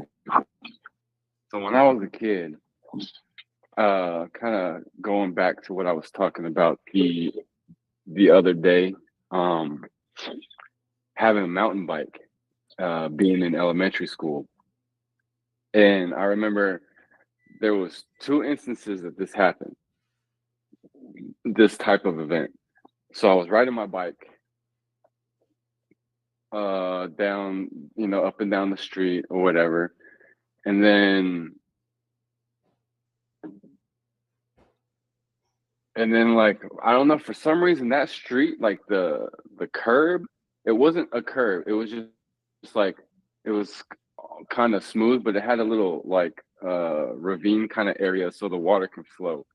But anyway, that area would get super algae, like a lot of algae would be down the whole street, down that thing, because the water's flowing. And it was super slick. So if you would ride your bike, like if you're at a certain angle, your shit's gonna slip out from behind you just because you hit the algae at the wrong way, and like you could go down. I've seen a couple kids actually go down that way. But that's not what this story is about. This story is about me riding my bicycle, a mountain bike, um on the street with no shoes on. So let me tell you, bad idea. Don't ever let your kids ride their bikes with no shoes on the street that has high curbs. So little foreshadowing that those high curbs ended up scraping off my toenail, my pinky toenail on my right foot. And then I ended up doing it again on my left foot. So both my pinky nails got ripped off my feet because I scraped it on a curb while riding my bike, pedaling. Ain't that some shit? Ain't that some shit, Alex? That's honestly I some. can't believe that. Man, that was crazy.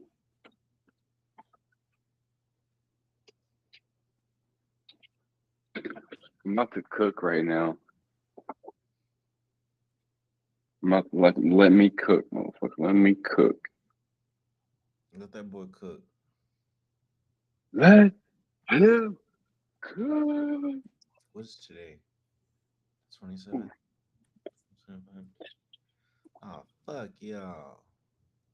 All right, chat. So today we got rice, day old rice, best for fried rice. And we have cut steak for the meat, the protein, and we have cut onions and peppers.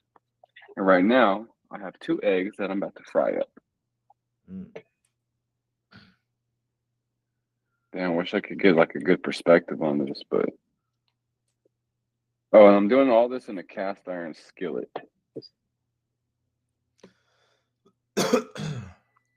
on a glass top stove. Kind of dangerous, but you know, as long as you're careful. Everyone's got to wash their little fingertips after touching some eggs, right? It's the only sanitary thing to do. Dry our hands. All right, let's make sure they're dry. Get a pinch of salt. A little pinch of salt. Okay, okay. Now, before they get too cooked, let's just swirl them around. I'm just trying to get some scrambleness to this. Gotta let these eggs cook up. Mm-hmm. I'm kind of low on spices and seasonings, unfortunately. So, you know, just got some salted eggs, but that's okay. It's just to add some fluff and flavor to the dish right now. Okay, everything else is pretty seasoned good. You're seasoned pretty good, so that's just like this. Boom. That rice over here got these peppers. I think I'm gonna get me a fork so I can dig into these peppers without my fingers and still get a good amount. Get that rice. Let these eggs cook it a little bit. Scrape them, scrape. Oh yeah. We're not even gonna put this in the dish. We're gonna eat straight out the skillet. Straight out this cast iron skillet. Tell me why I just now learned how to. Wow. I just now learned how to look at my views on YouTube. I mean, What? I've known how to do it. My bad. Here, let me reword this. I just now realized that I've been streaming. I mean, I've been streaming on my personal YouTube, right? Yeah. And I just now thought of like looking at the analytics, and it says here that I'm 1,264% more than previous 7 days. Oh yeah.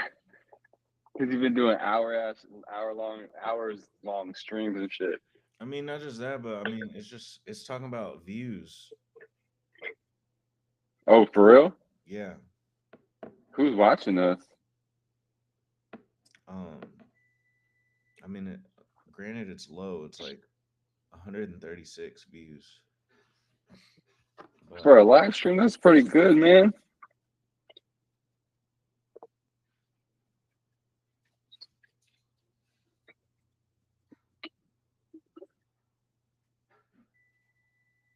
All right, back to the cookbook. So we got the steak. Steak was the next ingredient to put in the pan after these eggs were done. Kind of push those off to the side. Now I'm kind of just cutting these little steak strips that I had previously made into smaller, more manageable bite-sized chunks. As I heat it up, reheat it. So I got all the protein in the pan right now. Damn, I kind of went heavy on the egg. I could receive one. All right, so now turn on the heat slightly. Time to throw in these little veggies right here. Got the onions, right? Don't put them all in, but peppers and carrots, throw those in there. Almost like a stir fry, fried rice. Yeah, let's add a little more peppers. Okay, nice. I can close that little tub up. Let that cook a little bit, heat up before I throw this rice in.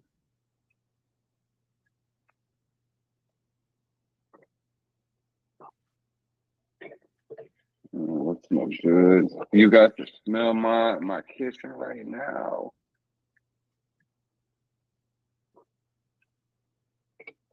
All right, let me show y'all what I got real quick. And so I got cooking right now. Gonna add some rice to it. Damn. Eating good in the neighborhood. Yeah. All right, so I don't use regular oil for my fried rice. I use sesame oil. So the pot, we're gonna make a little area in the middle. We're gonna insert the rice. Put some sesame oil down. All right. Yep. Now, I'm gonna throw in the rice. Boom. I'm actually throwing the rest of the rice. Not that much left. Break it up, spread it around, let it heat up, get that moisture back in it. We're also going to help with that moisture by throwing in some soy sauce.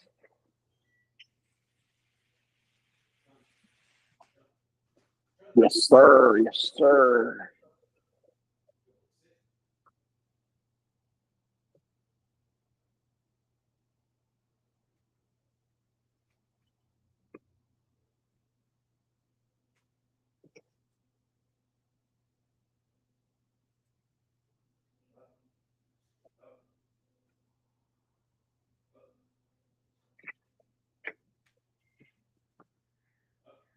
All right.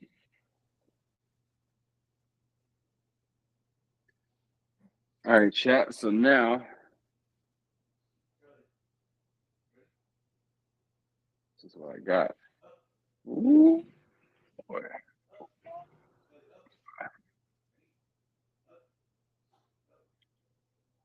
Yes, sir. Yes, sir. Now we're going to give it all a stir. A mix around. Uh-oh. Got some. Yep. Pretty good. Pretty good. Started to turn up the heat.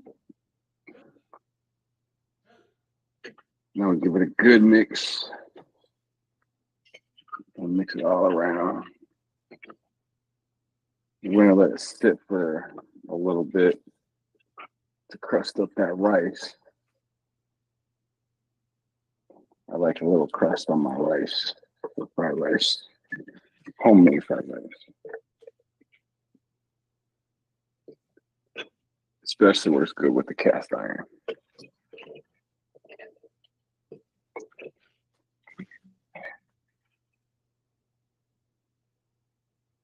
Flatten it all out. Flatten it all out. Let me show y'all real quick.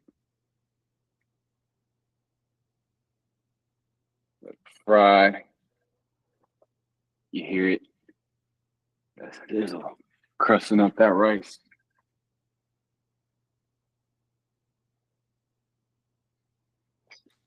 Now we're gonna give it a flip.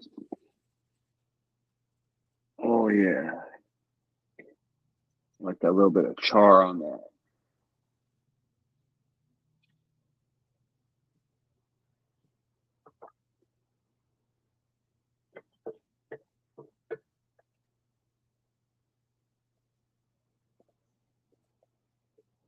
Do it again.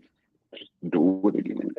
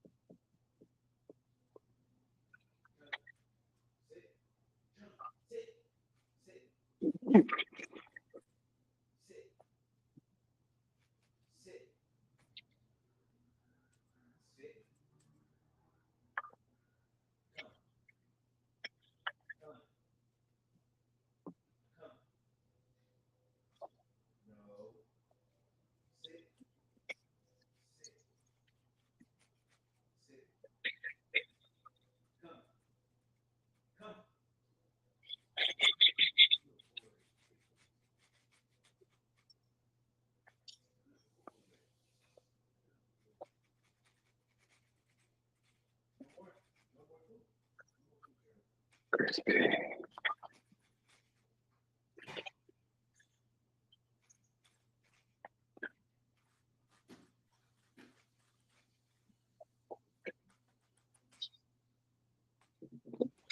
Yeah.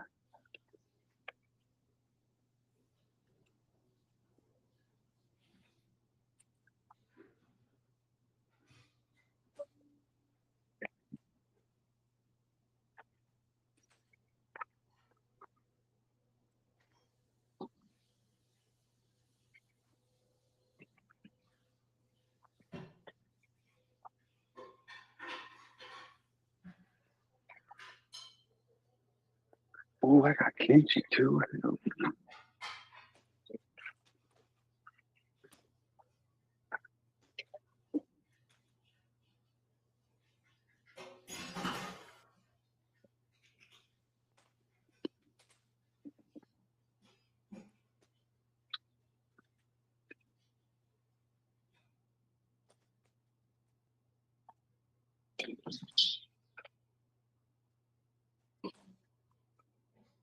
Yeah, I think my phone's about to die.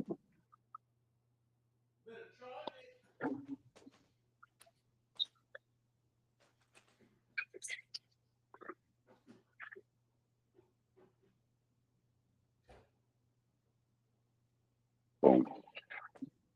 On the charge.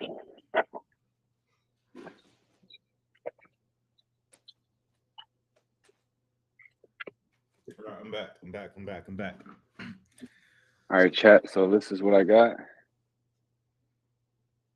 So I got some steak fried rice with some crispy. I was telling you the edges. They get crispy like that. I got some kimchi, homemade. Oh yeah.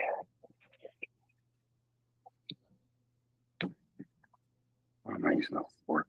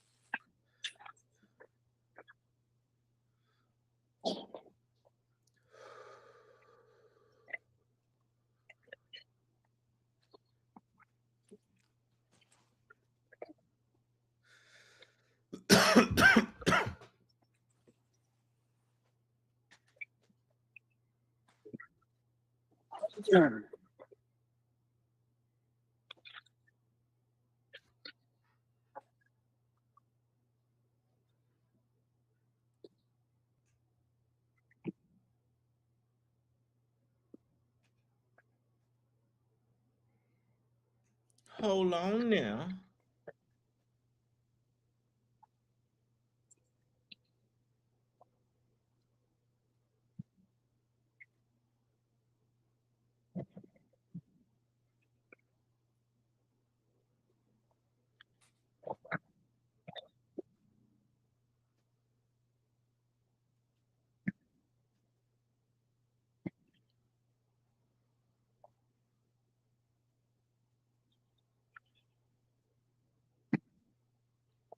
What were you working on?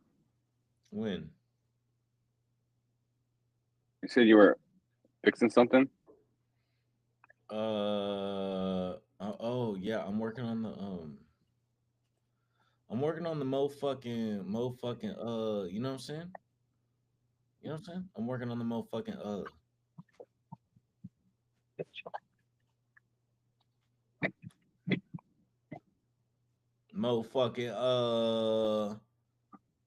the mo fucking you know what I'm saying? Hmm. Yeah, you know. That's all you need to know, you know what I'm saying? The motherfucking you know, that's it, baby. That's it. Motherfucking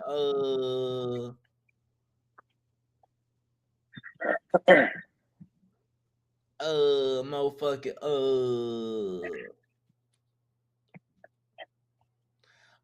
oh yeah.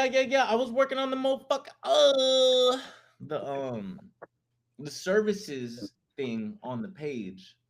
The services on the profile page, the services list, the grid. I'm trying to make it look cool, make it look modern, minimalistic. You know what I'm saying? Less Motherfucker, graphicy. motherfucker,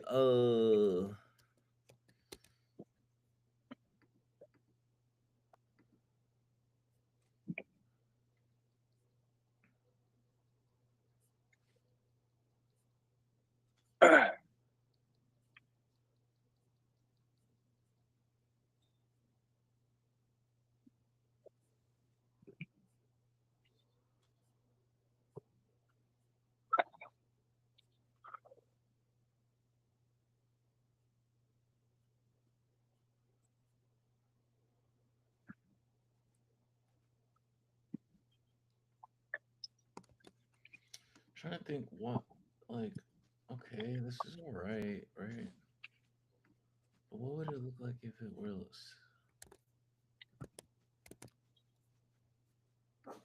cool if it were more like left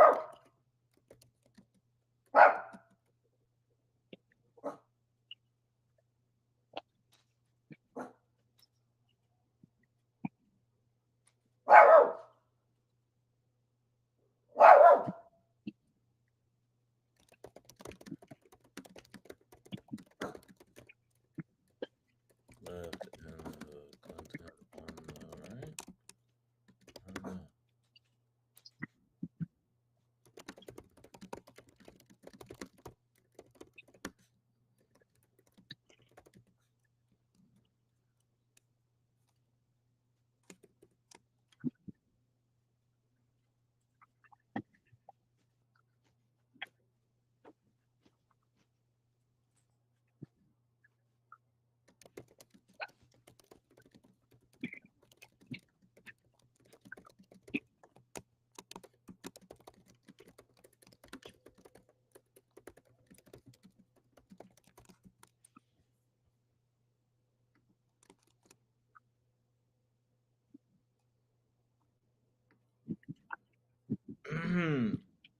I love how AI can like see now because now I can like whenever I'm designing with it, I can send it screenshots and like be like, look, what you make looks like shit. Damn,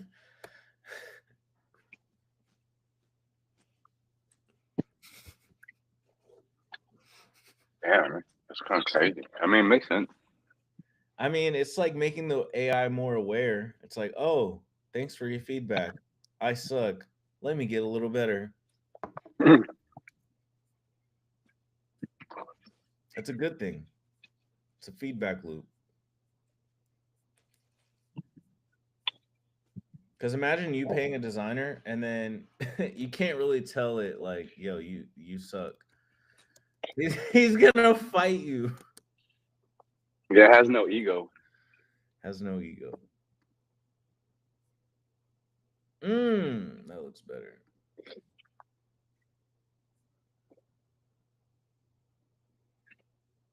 Mm, mm, sexy.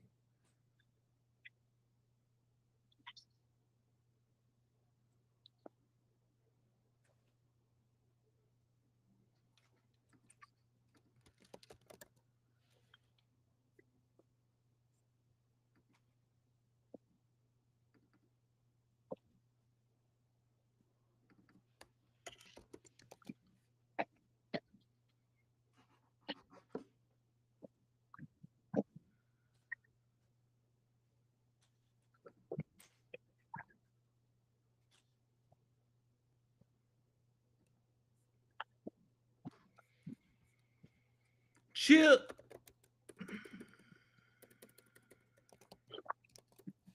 Hmm.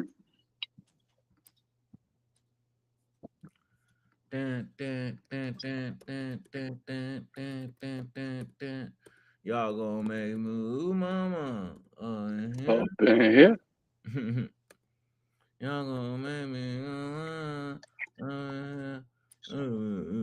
I'm gonna make it ooh, up in here, up in here. If I have to give it to you, Cowboys, then it's going to be kick. Why?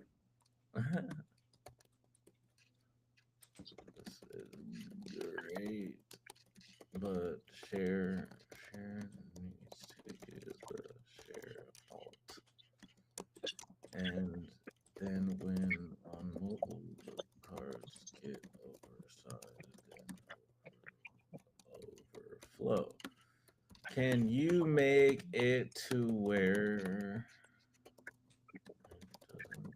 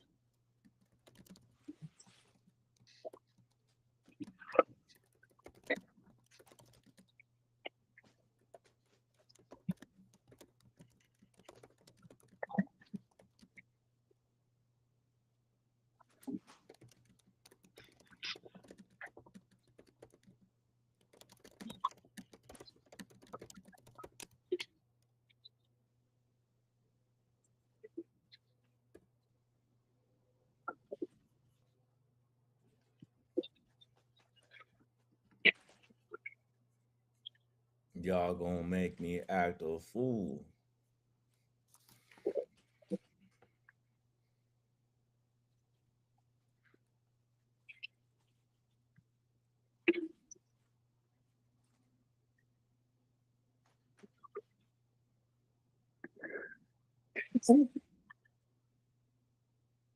Damn, I had a piece of rice in my nose.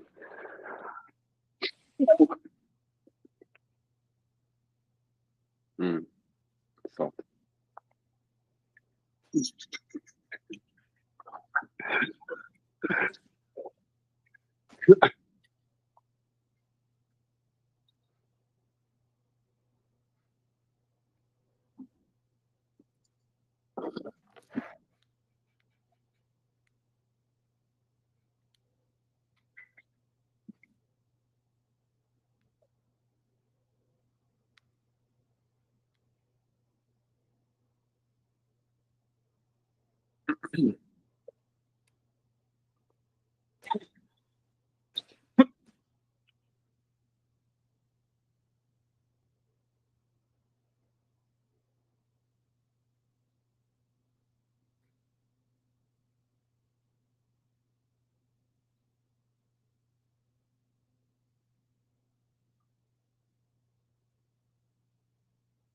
Damn, I have so many meetings tomorrow.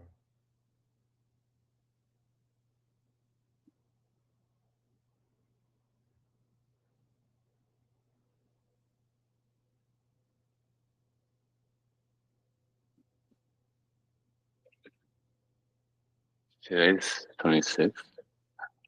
Oh shit, today's 27th.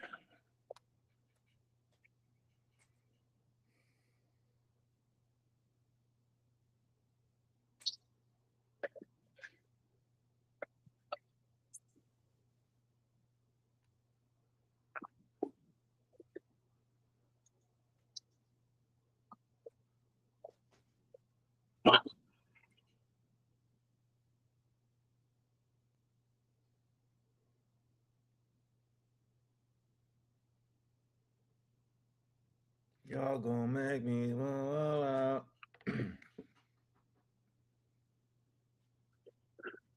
Okay, so I have 1, I smell some Domino's pizza.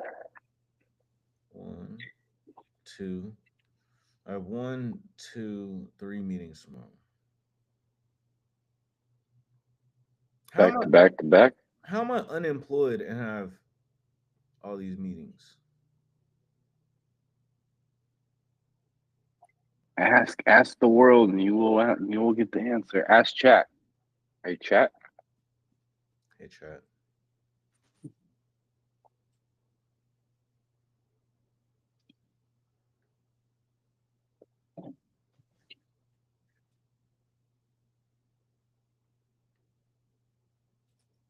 I don't get it.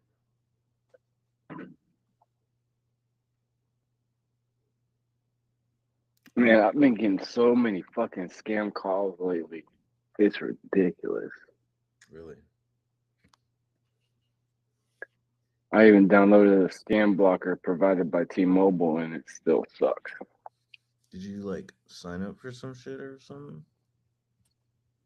No, I don't know why, like how all of a sudden it started, but some of them don't even like. I answer, no one even says anything, and it just hangs up. And I'm just like, bro, what the? Like, why am I even getting these calls in if they're just gonna hang up? Oh, that happens to me a lot. Um, that happens to me all the time. Because I think they're recruiter calls. And I'm like, oh shit, yeah, yeah, yeah. No, but they don't even have a script. Like, they don't say nothing. It's just silent. And Yeah, even I'll be like, hello, hello. yeah, that's what they do to me. So fucking annoying. At least like talk to me so I can like see how far you can get. I like scam callers. You know, I was getting a lot of scam calls last year. There was a whole bunch of Indian dudes, and this past year, they became Americans. Like the accent changed, but the script was the same. I was like, oh, these motherfuckers Damn, they're stop probably outsourcing. no. It's not they stopped outsourcing. They probably use AI. I mean, no, because even if they used AI, like the responses were very American. You know, like how we speak. Bro, no, they have AIs that synthesize your voice.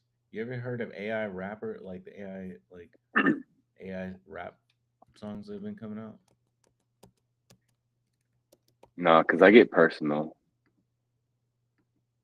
I don't think they're AI. I think they moved it internally.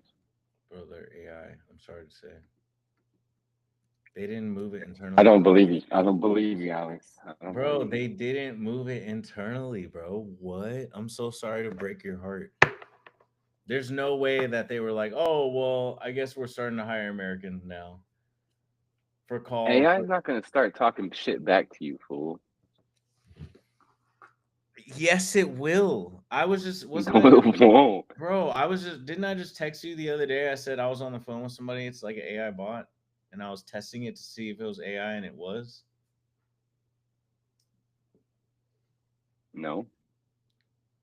Bro, yes, there's AI. Yeah, bro. Yeah. Look at these maps that I made. Look at that. I made that. That's insane. What are you trying to do? You trying to make a video game? No, these are for my Dungeons and Dragons world. I drew all this by hand. The fuck is going on? I'm so confused. I was doing like cartography. What do you mean Dungeons and Dragons world? What do you got going on, bro? I'm so confused. I like playing Dungeons and Dragons. Here's some more that I did. I set up whole cities, whole towns, the lore of it.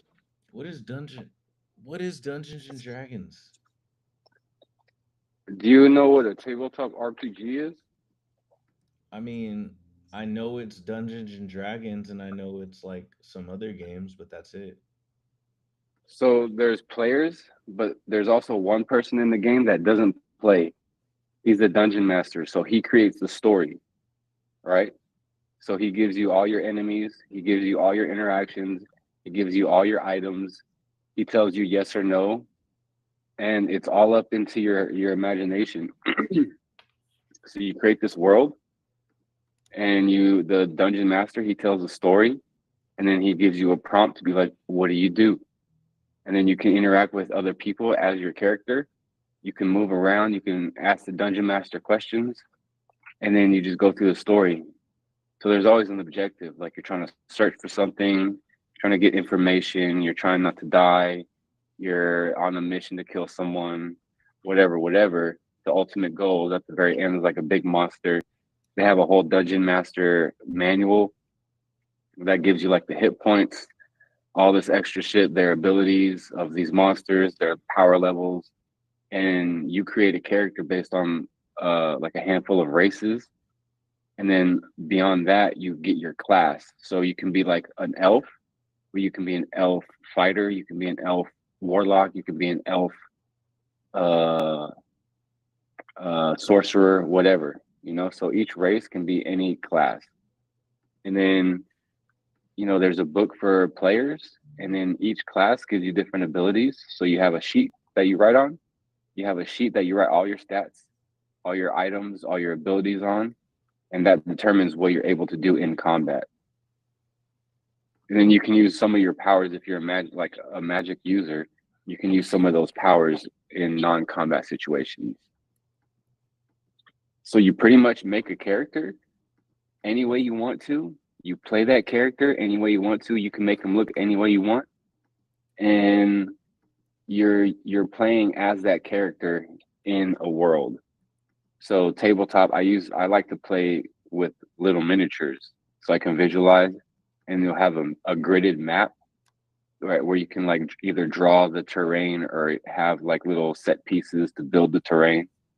And like you have movement speed, you have amounts of attacks you can do per turn, you have reactions that you can do, and there's a limit of what you can do per turn, you know, so you got to be strategic. It's fucking fun, fool. Sessions last like 3 to 4, 5, 6 hours, depending on how the game's going. And like obviously when you progress levels, you get different powers, you get different abilities, you get stronger essentially. And then, you know, the dungeon master is like the dude that makes the game. So he will progressively make your task or your encounters more difficult, more exciting. And then the thing that dictates that makes this game so fun is its unpredictability, because on anything you do in combat, you have to roll the dice to see if you accomplish that desired task. And if you roll based off of series of like stats that you have to compare your dice roll to, you can either fail that task or you can complete it. So you can be like, all right, I want to go attack this orc with my sword. First attack, arm strike. And then so you roll the dice. And if you don't roll a high enough number, then you miss. And then that's your turn. But if you hit, you know, you apply damage, and then whatever effect, if there is an effect to that said attack. So a battle can go anything in that story can go either way, because those dice rolls are also applied to like out of combat scenarios. Like you want to do a stealth mission, so you have to creep past the guard in the shadow by the cabin on the side between the bushes without making a noise. So you have to have a base stat of your stealth to be high enough to where when you roll, it's going to succeed more than fail. But you have to roll a certain amount, And if you fail, the dungeon master will be like, okay, so as you're creeping through the woods, you step on a branch and you make a loud crack that echoes through the village, and everyone turns around and sees you in the bushes. And then you have to react through that, kind of shit. So it's just like all situational scenarios, and then the rolling of the unpredictability. Because if you would have rolled high and you would have got it, it's like, okay, you're still on the stealth mission, right? You're still on plan A. Until that roll goes wrong, you have to have a plan B. So it's just fucking dope, fool.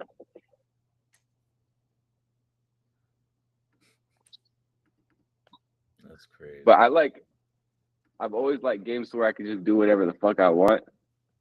So, like, I had this character. It was the very first time I ever played. There was a group of like 6 or 7 people, so it was a pretty big group. And the way, like, there's different ways that different groups can roll their stats, because there's like groups can have their own ways of running their games. They don't have to use the player's handbook as a rigid guide, like, because no one's dictating how you play. So you can like change some rules, manipulate some rules or whatever. But anyway, so how we rolled for stats in the very beginning, we just rolled like, I think it was 4 dice, and we kept the top 2. So I ended up rolling damn near the highest stats on everything you can roll. So my character was already overpowered. And then the class that I chose was a warlock who had certain abilities. And then he was a tiefling, which is pretty much like a demon person, right? So he had certain abilities as well. And then so like I would pretty much be a guaranteed crit on everything, because like my shit was so high, so I would roll, and my shit was so powerful. But the thing was, like, beyond the stats, I was able to manipulate the whole party into going into a dragon's lair to fight him to get some treasure back for whatever kingdom we were working for. And I got that, like, I manipulated them, I tricked them the whole way without telling them where we're going. I was like, all right, we're on this mission. We need to go this way. We need to go here. So they followed me because I was the strongest character. Come to find out, like, I had the dungeon master had made a behind like a secret kind of like information giving. So the dungeon master can do that. He has the power to like give specific characters, different specific people, a certain piece of information, you know? So that was the one that he gave me. He was like, you guys need to end up in the dragon lair to retrieve this specific piece of whatever. And that's the only place you're going to get it. And I knew the rest of the party wasn't going to go fight a dragon, because they weren't like, their stats that they rolled weren't high. They were pretty low. So they weren't like, I was heavy in combat because my shit was so high. And so I was like, let's go, let's go. And then so I tricked them. I told them the whole time we were doing something else. And then we ended up at the dragon. And then they, like, one of them looked over at me. It was like one of the really nerdy white kids. He looked over at me. He was like, you tricked us this whole time, or something like that. And I was like, yeah, that's the only way I can get you up here. And then they were like, oh, shit. But then they figured that out as the dragon was flying over us. So he knew where we were. He was just circling and counting like how many there were. And then he started to attack. Like, the dungeon master is listening to all this stuff because he's sitting at the table with you. So, like, just like on movies, how there's like timing is just crazy. That's how it was. Like, right after they realized, boom, the first attack hits, and it's like, oh shit, you're in this shit now. So we had to fight a dragon, and then there's like difficulties because the dragon's flying, so it's harder to hit him. And then some characters didn't have any ranged weapons, so they were stuck on the ground. They couldn't do anything unless the dragon was on the ground. So we had to figure a way to get the dragon to land or fall out the sky. Damn. So yeah, it's fucking tight, man. Like, you can make any story you want. You can make it start any way you want. So you're basically just like using your imagination, then everybody buys into it, basically. Exactly, 100%. And the crazy thing is, when I first started playing, like, you have to have a hook to kind of like start the game, because everyone has a random character that they made that has their own backstory.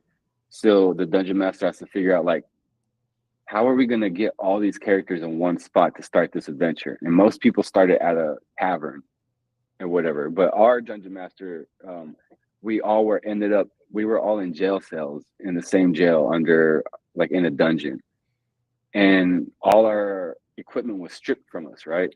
So we had to figure out a way of how to get out of these jail cells and figure out what's going on, why we're down there, because we all had like our memories wiped or whatever.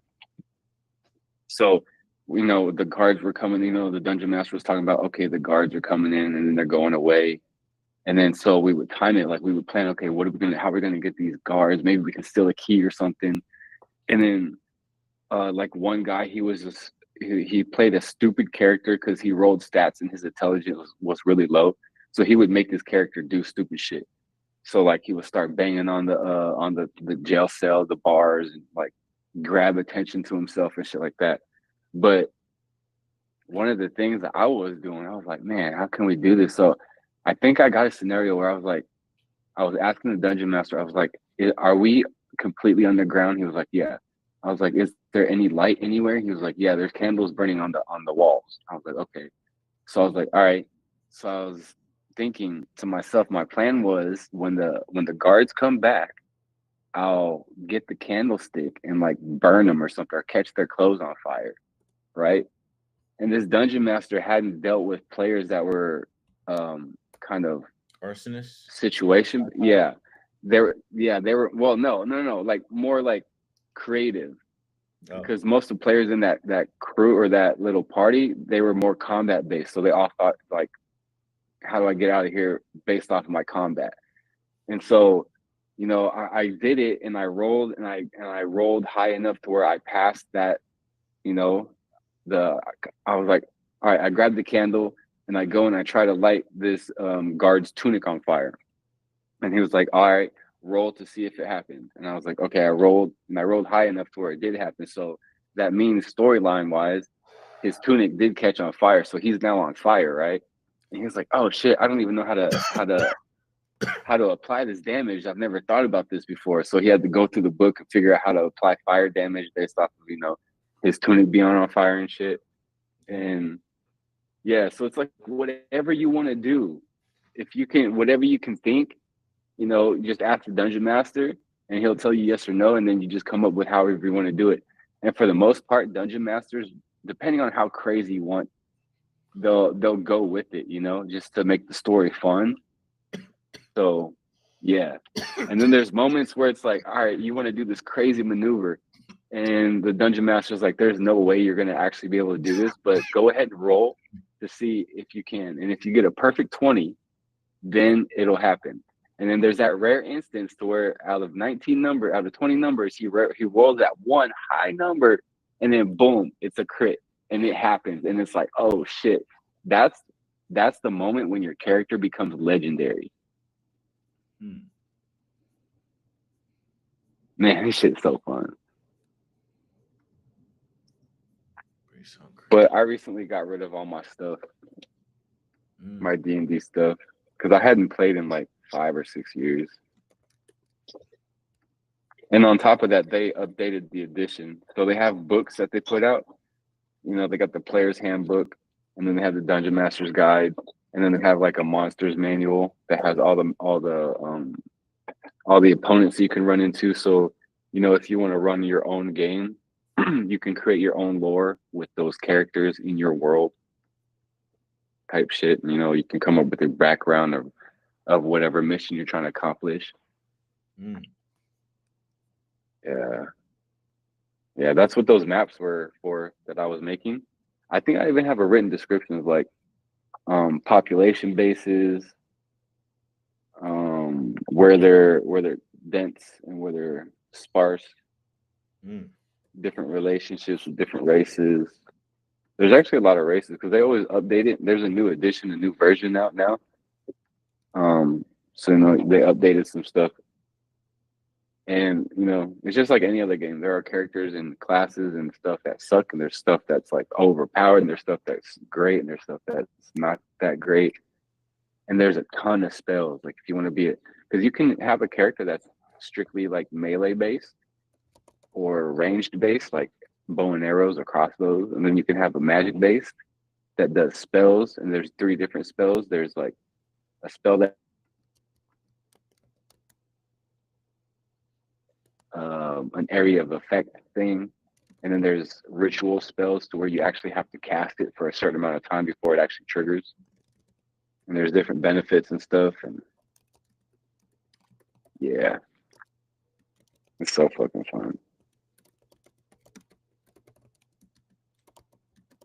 My character that I used for my very first round, his name was Lax Relaxed. So it was a palindrome. It was the same every like forward and backward. Lax Relax. Damn. Lax for lax. Yeah. Sounds like a So they would just call me Lax. I was like, yeah, boy. And you can make whatever name you want. You can make them look whatever you want. Do any backstory. What you trying to play? You trying to start playing or what? I even think there's like people run online games all the time too, like through Discord and stuff. Do they? Yeah, I think there's even like virtual rollers to different like for dice and stuff. Because there are some players that try to like cheat with their rolls because you got to count the numbers and stuff. So if not everyone's watching, they might like say they got a higher number. So you got to watch out for those sneaky fucks.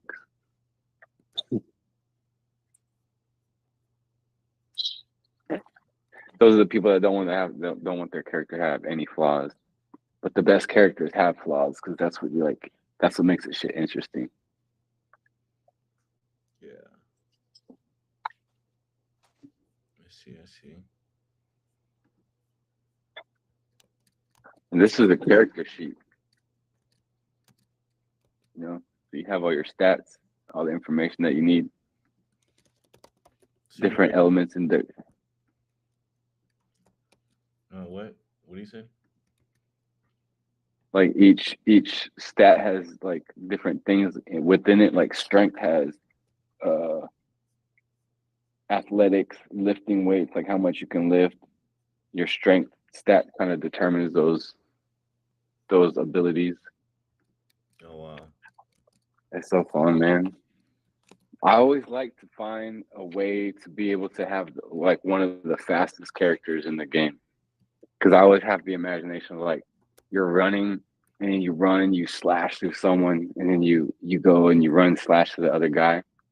But in combat, like if you engage with someone, you get like 3 actions. You can move, you can attack, and then you have a bonus action.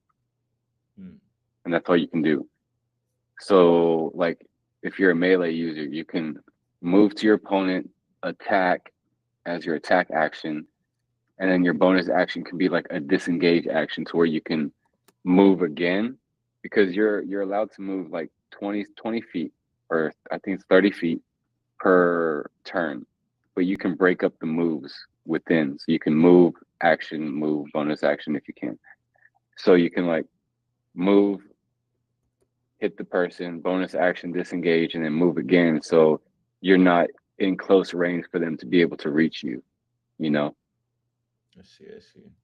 So it's like a strategy thing. But magic users, they don't even have to move. They can like cast a spell where your enemy's in your cast range for a specific spell. It's fun, man. Warlock is my favorite class. You might like either like a sorcerer or a wizard. Wizards are the ones that have the most spells, so they can do the most shit. I like the warlock because it has like one main damaging spell, and then everything else you can just use for utility. But warlock has the most limited amount of spells that you can learn or have. I'd be down to like do it just to do it. I don't know if I'd be into it all the time, but I would it's like definitely something I would do on one of those All nights. right, you know what? You know what I can do? I can be the DM and we can run a solo. Like just to introduce you to the world. You know what I'm saying? I do with Trey. Yeah, yeah, that would be dope. 100%. Damn, now you make me wish I didn't get rid of those fucking minis and shit.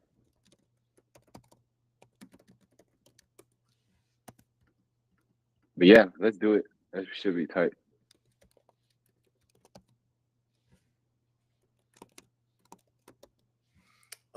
Okay, okay. Max with 240px.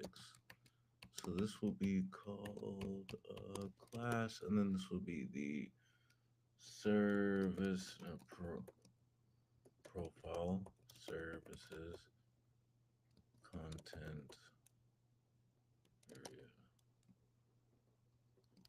No, body.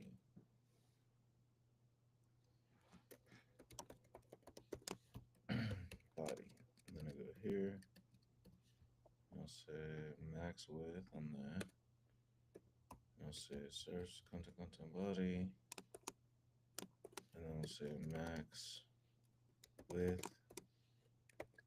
will be 240px. Bam.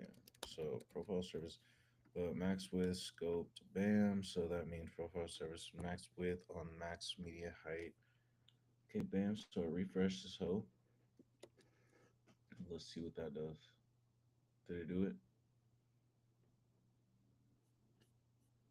Damn. Did it do it? Max width 240. What is that even? Wait, oh, wait, that's an error. Invalid what? Invalid property value. How? What happened? What are you Oh, doing right now? because not writing JavaScript. I'm writing actual CSS. Okay, okay, okay. I thought I was writing CSS through JavaScript. You know what I'm saying? But I'm writing CSS through CSS. You know what I'm saying? You know what I'm saying? I don't have to do no pre-parsing. I don't have to do none of that. It's already in that thing because I'm in that thing. You know what I'm saying? When I'm in that thing, when I'm in that thing, I'm in that thing. When I'm in that thing, I'm in that thing. You know what I'm saying? Yeah. Real simple. It's Oink, oink, oink, motherfucker. real simple. You know what I'm saying? Real simple with it. You know what I'm saying? That's what I'm saying when I pop up on them. You know what I'm saying? They don't even know. They don't even know. They don't even know. But I'm gonna tell you once. I'm gonna tell you twice. I'm wrong. I ain't right. I'm wrong in the head, and I ain't right in the bed.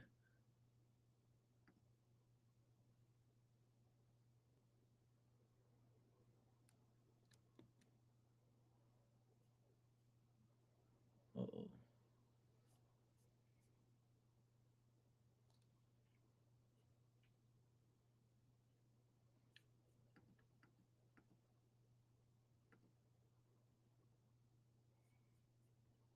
Houston, we're having some issues. Oh, really?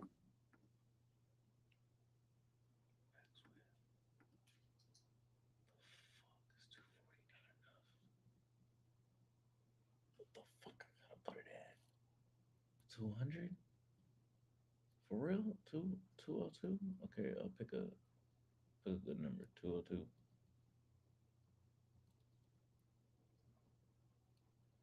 No, mathematically, let me click the correct one. 205. That's right. So 206? 206. 206 is the magic number. Who would have fucking thunk it? I don't know why that's the number, but let's just, let's, I don't know, why? I don't know how, why? Yeah. What it is, I don't know what it is, but it is what it is. Damn, see, I be spitting. I be saying words. I be really spitting, man. All right, cool. I think that looks great. So profile pics on mobile. Let's go ahead and bam. Let's go ahead and save it. Bam. Profile links. Sure. No. No, we're not gonna do any of that. Sure. Fuck it. Save profile links on mobile. What, Charlie? I already gave you food. I literally made you a whole entire pork for yourself. I didn't even eat. Okay, I had a nibble of it. But come on, Charlie. What do you want? Come on. What's going down? Why are you tripping? What now?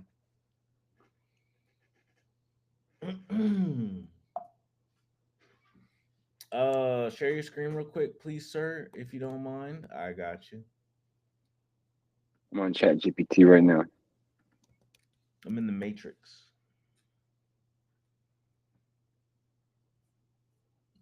Charlie, don't yell at me.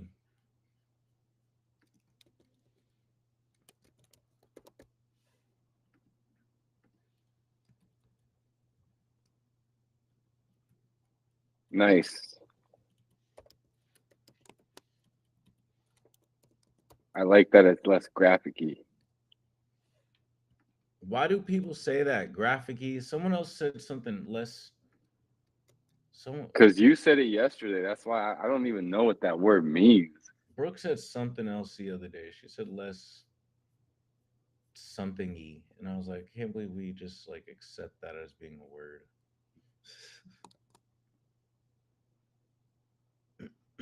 um no such I don't like no such I don't like me no wait, okay, so what if what if what if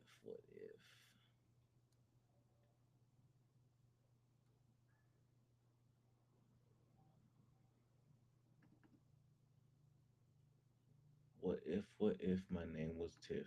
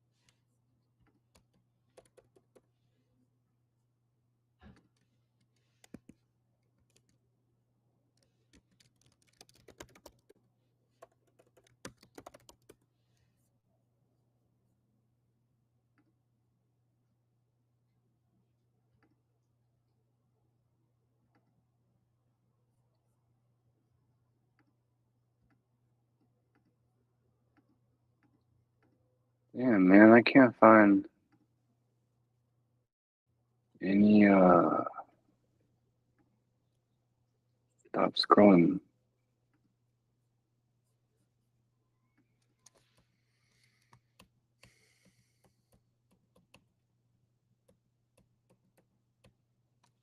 Mm. Hmm.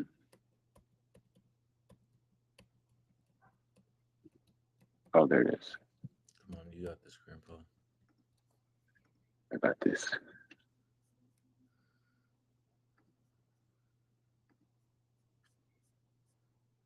Okay, so that right. So if I do that and then put that there with that, and then put that right there, and then put it right there, and then that right there with that right there, and put that right there, right? And I put that right there. If I put that there, and if I put that right there with that there, and I put that right there, then that right there is there with that, and that right there is there. You know what I'm saying? I think I got it. That's oh my god. From now on, I need you to refer to me as Van Gogh. Okay? Van got it.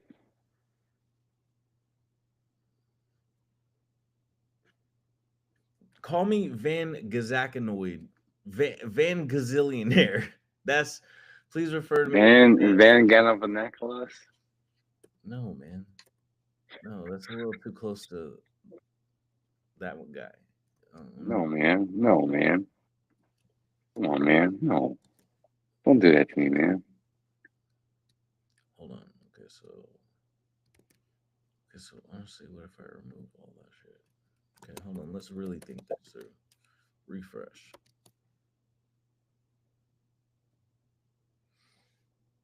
Damn, it's already 7 o'clock. I haven't even left the house. Damn, man. Damn, man.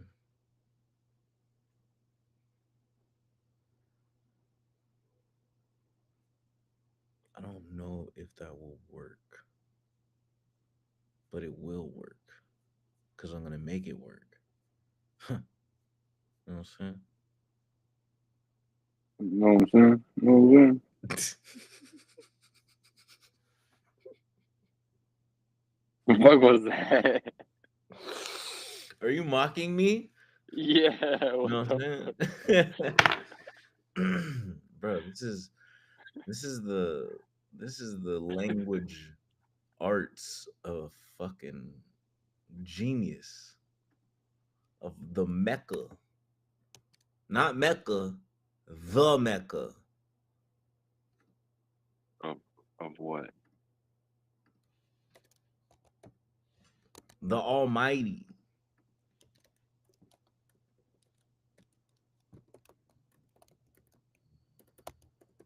MT3. Okay, MT3. Bam. Hit that hole.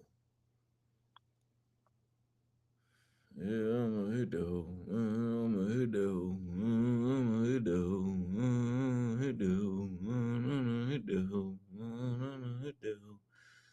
I'm a hit the hole. I'm a hit the hole. Yeah.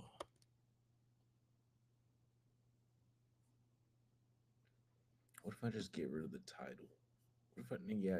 What if I get rid of the description? What's managed.amr records? Game records. Who's asking that question? Is it the government? Google hasn't verified this app. It's requested until the developer verifies this app with Google. You shouldn't use it. Oh, never mind. Advanced options. Is that on Free Label? Yeah, because what am I doing? Oh, I'm trying to add the or the stop scrolling YouTube. So the email. No channel exists. What's Raichu.free label?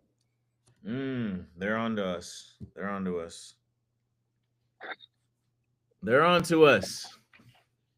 Everybody pack it up. Everybody pack it up. If they ask questions, don't say anything. Don't open doors. Don't talk to anybody. All right. I don't know nothing. You can't make me talk.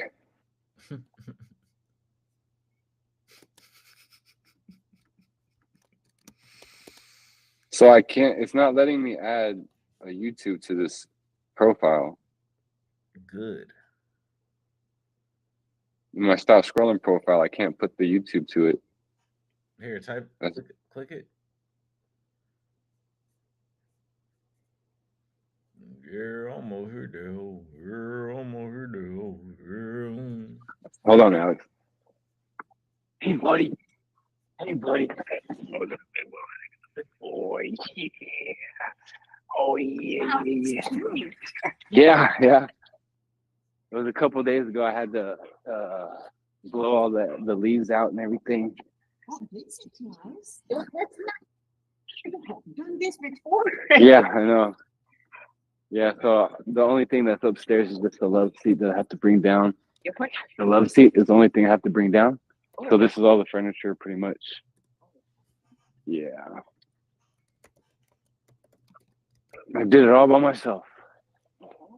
Yeah. Totally forgot that you sit around and just I do crossword puzzles, Yeah.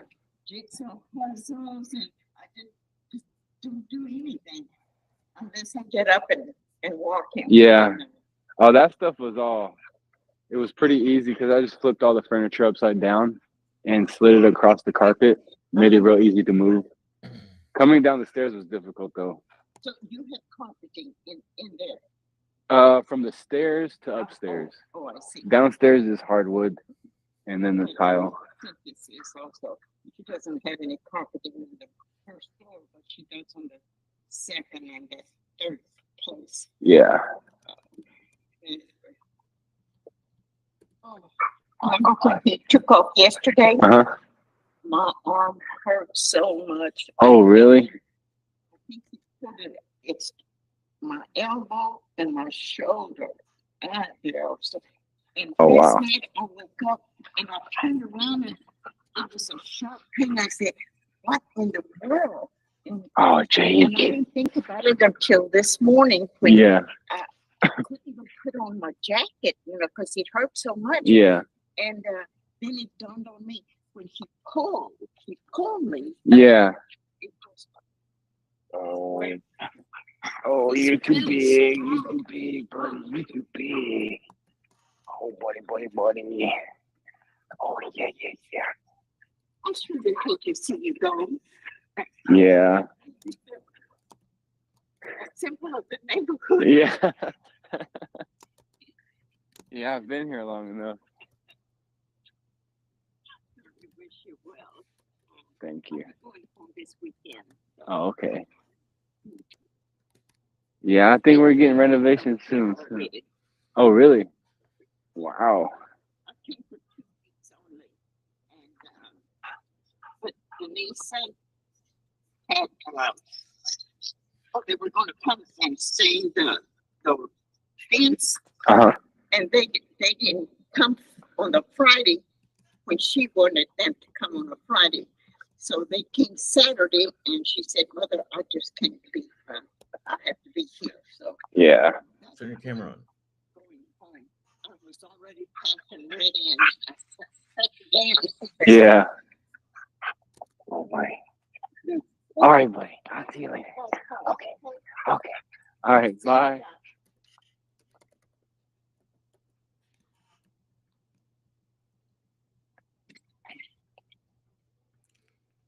Yeah, I'm a hero. Yeah, I'm a hero. I'm a hero. And that was dirty. What did you say to me? Why are you macking on these? What are you doing macking on these hoes, bro? Oh, that's crazy. She's a 92-year-old grandma that walks this big ass dog around. And yesterday, the dog kind of pulled her, and she was like, she got pulled quite a little while, but that little pull fucked up her shoulder. Damn. Yeah. I was like, damn, that's frail. You get really frail that old. Yeah, bro. One wrong. That's why, like, one wrong. Like, you ever seen people like they're like, yeah, my grandma fell. Yeah. I can't come. I'm like, what do you mean your grandma fell? Like, can't she get Yeah. up? You don't think about it until it's just like crazy. Hey, all right. So are you? Oh, hold on. Bro, Watch my screen. I'm the trap lordest trap when I trap. When I trap, I think about trapping. When I'm trapping, I'm trapping. When I'm trapping, I'm thinking about trapping. And when I'm not trapping, I'm really trapping. Are you watching my screen? No, I look at my screen. my head hurts so bad. So I'm at Discord or dashboard, edit profile, right? Scroll down. Hold on. Scroll down. Hold on 1 second. Come on, Grandpa, let's go. They call me Dan Pina. Granddaddy P. Hold on. So what if I?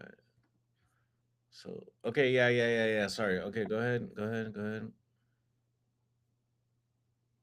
Add YouTube accounts.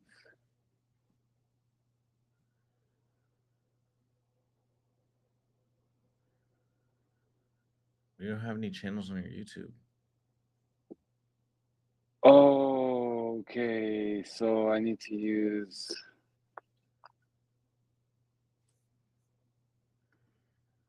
Was it this one? Hey, hey, hey. Yeah, it's that one. Okay, okay.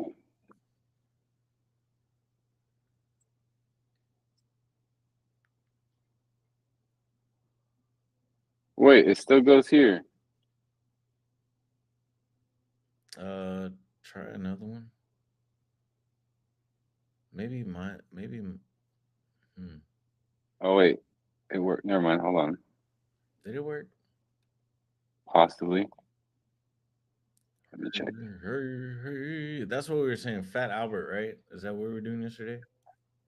No, No, no. no. Damn, It was some sound. It wasn't like a word or anything. It was just sound, I think. bro. I could have sworn I was saying hey, hey, hey. It's Fat Oh, Albert. maybe no. It was something else, but it might have been a word. Now you say that. It's crazy how like there's probably a whole like live stream. That'd be cool if like one day I'm doing this live stream shit and like I'll have a chat and be like, hey chat, what did I say the other day? And they're like, you were saying hey, hey, hey. Right. I'm like, okay, cool, thanks, chat.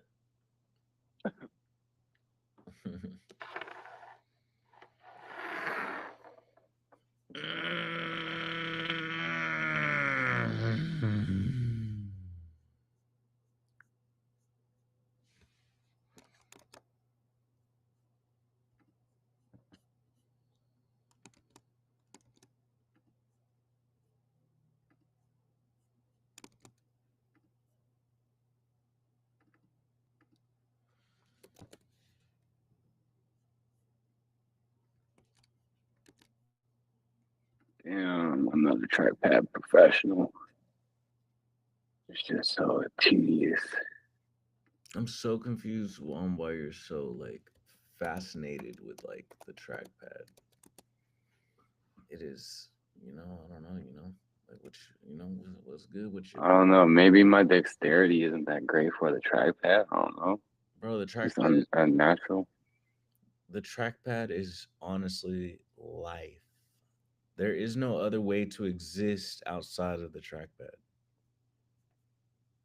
Because even like you got swipe up features, you got swipe up, swipe like you have swipe up in every direction. All right, so that's already like four directions. And then guess what? Then you got swipe up with three fingers. Okay, damn. So that's four directions times two. Then you got swipe up with four fingers. That's another fucking. That's a whole nother. Come on, man. There's so many functions. Swipe up with 4 fingers is what does that do? Try it. Do I have to have a bunch of tabs open? Sure. Yeah. Because all I show is just a desktop thing. I Yeah. You don't know. gotta have shit. You gotta have some shit open, bro. You gotta have some shit open, bro. Sorry, make it take. Oh, okay. It Mm. shows you everything that's open. Yeah. What does 3 fingers up do? You don't want Nothing. to know. 3 fingers up does nothing. Well, no, you can program it. You have to go to your settings. You have to go to your trackpad settings, and you can choose. You know what I'm Oh, three highlights, right? saying? Highlights everything. Chip.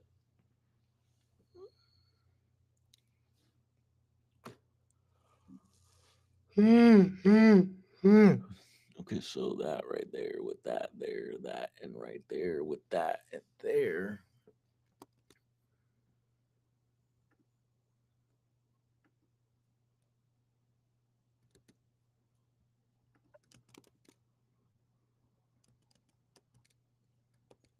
Okay, we're gonna put that there. P4.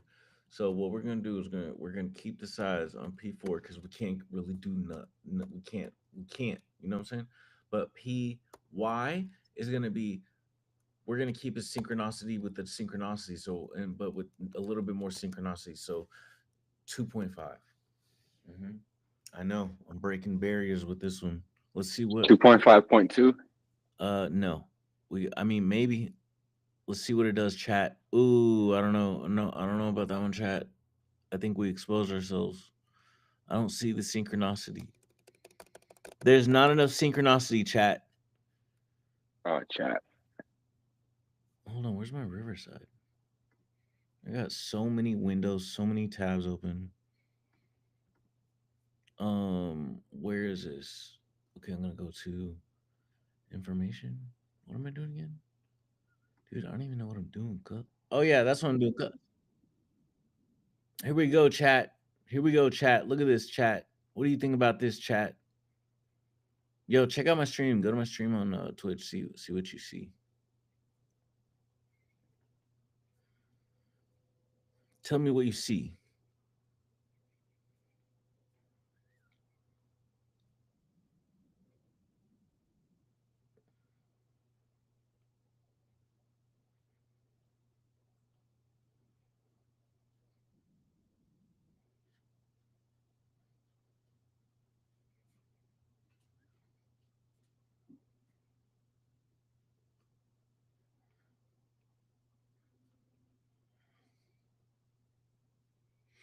I wonder if I can look. Go back real quick. I wonder if I can stream vertical. You know, I've been thinking about that lately. Oh yeah, but yeah, streaming vertically. Is Riverside gonna tell me that you're dropping chats? Cause like, come on, Riverside, tell me that you're dropping. Tell me the chats. Tell me the chat is popping. You said test it. Let's do it. Let's test it. Let me. How do I do that? Let me think. Does that mean I have to quit? I have to quit from this. Okay. All right, chat. I'll be right back, chat. I'm gonna hang up, chat. I'll be right back, chat.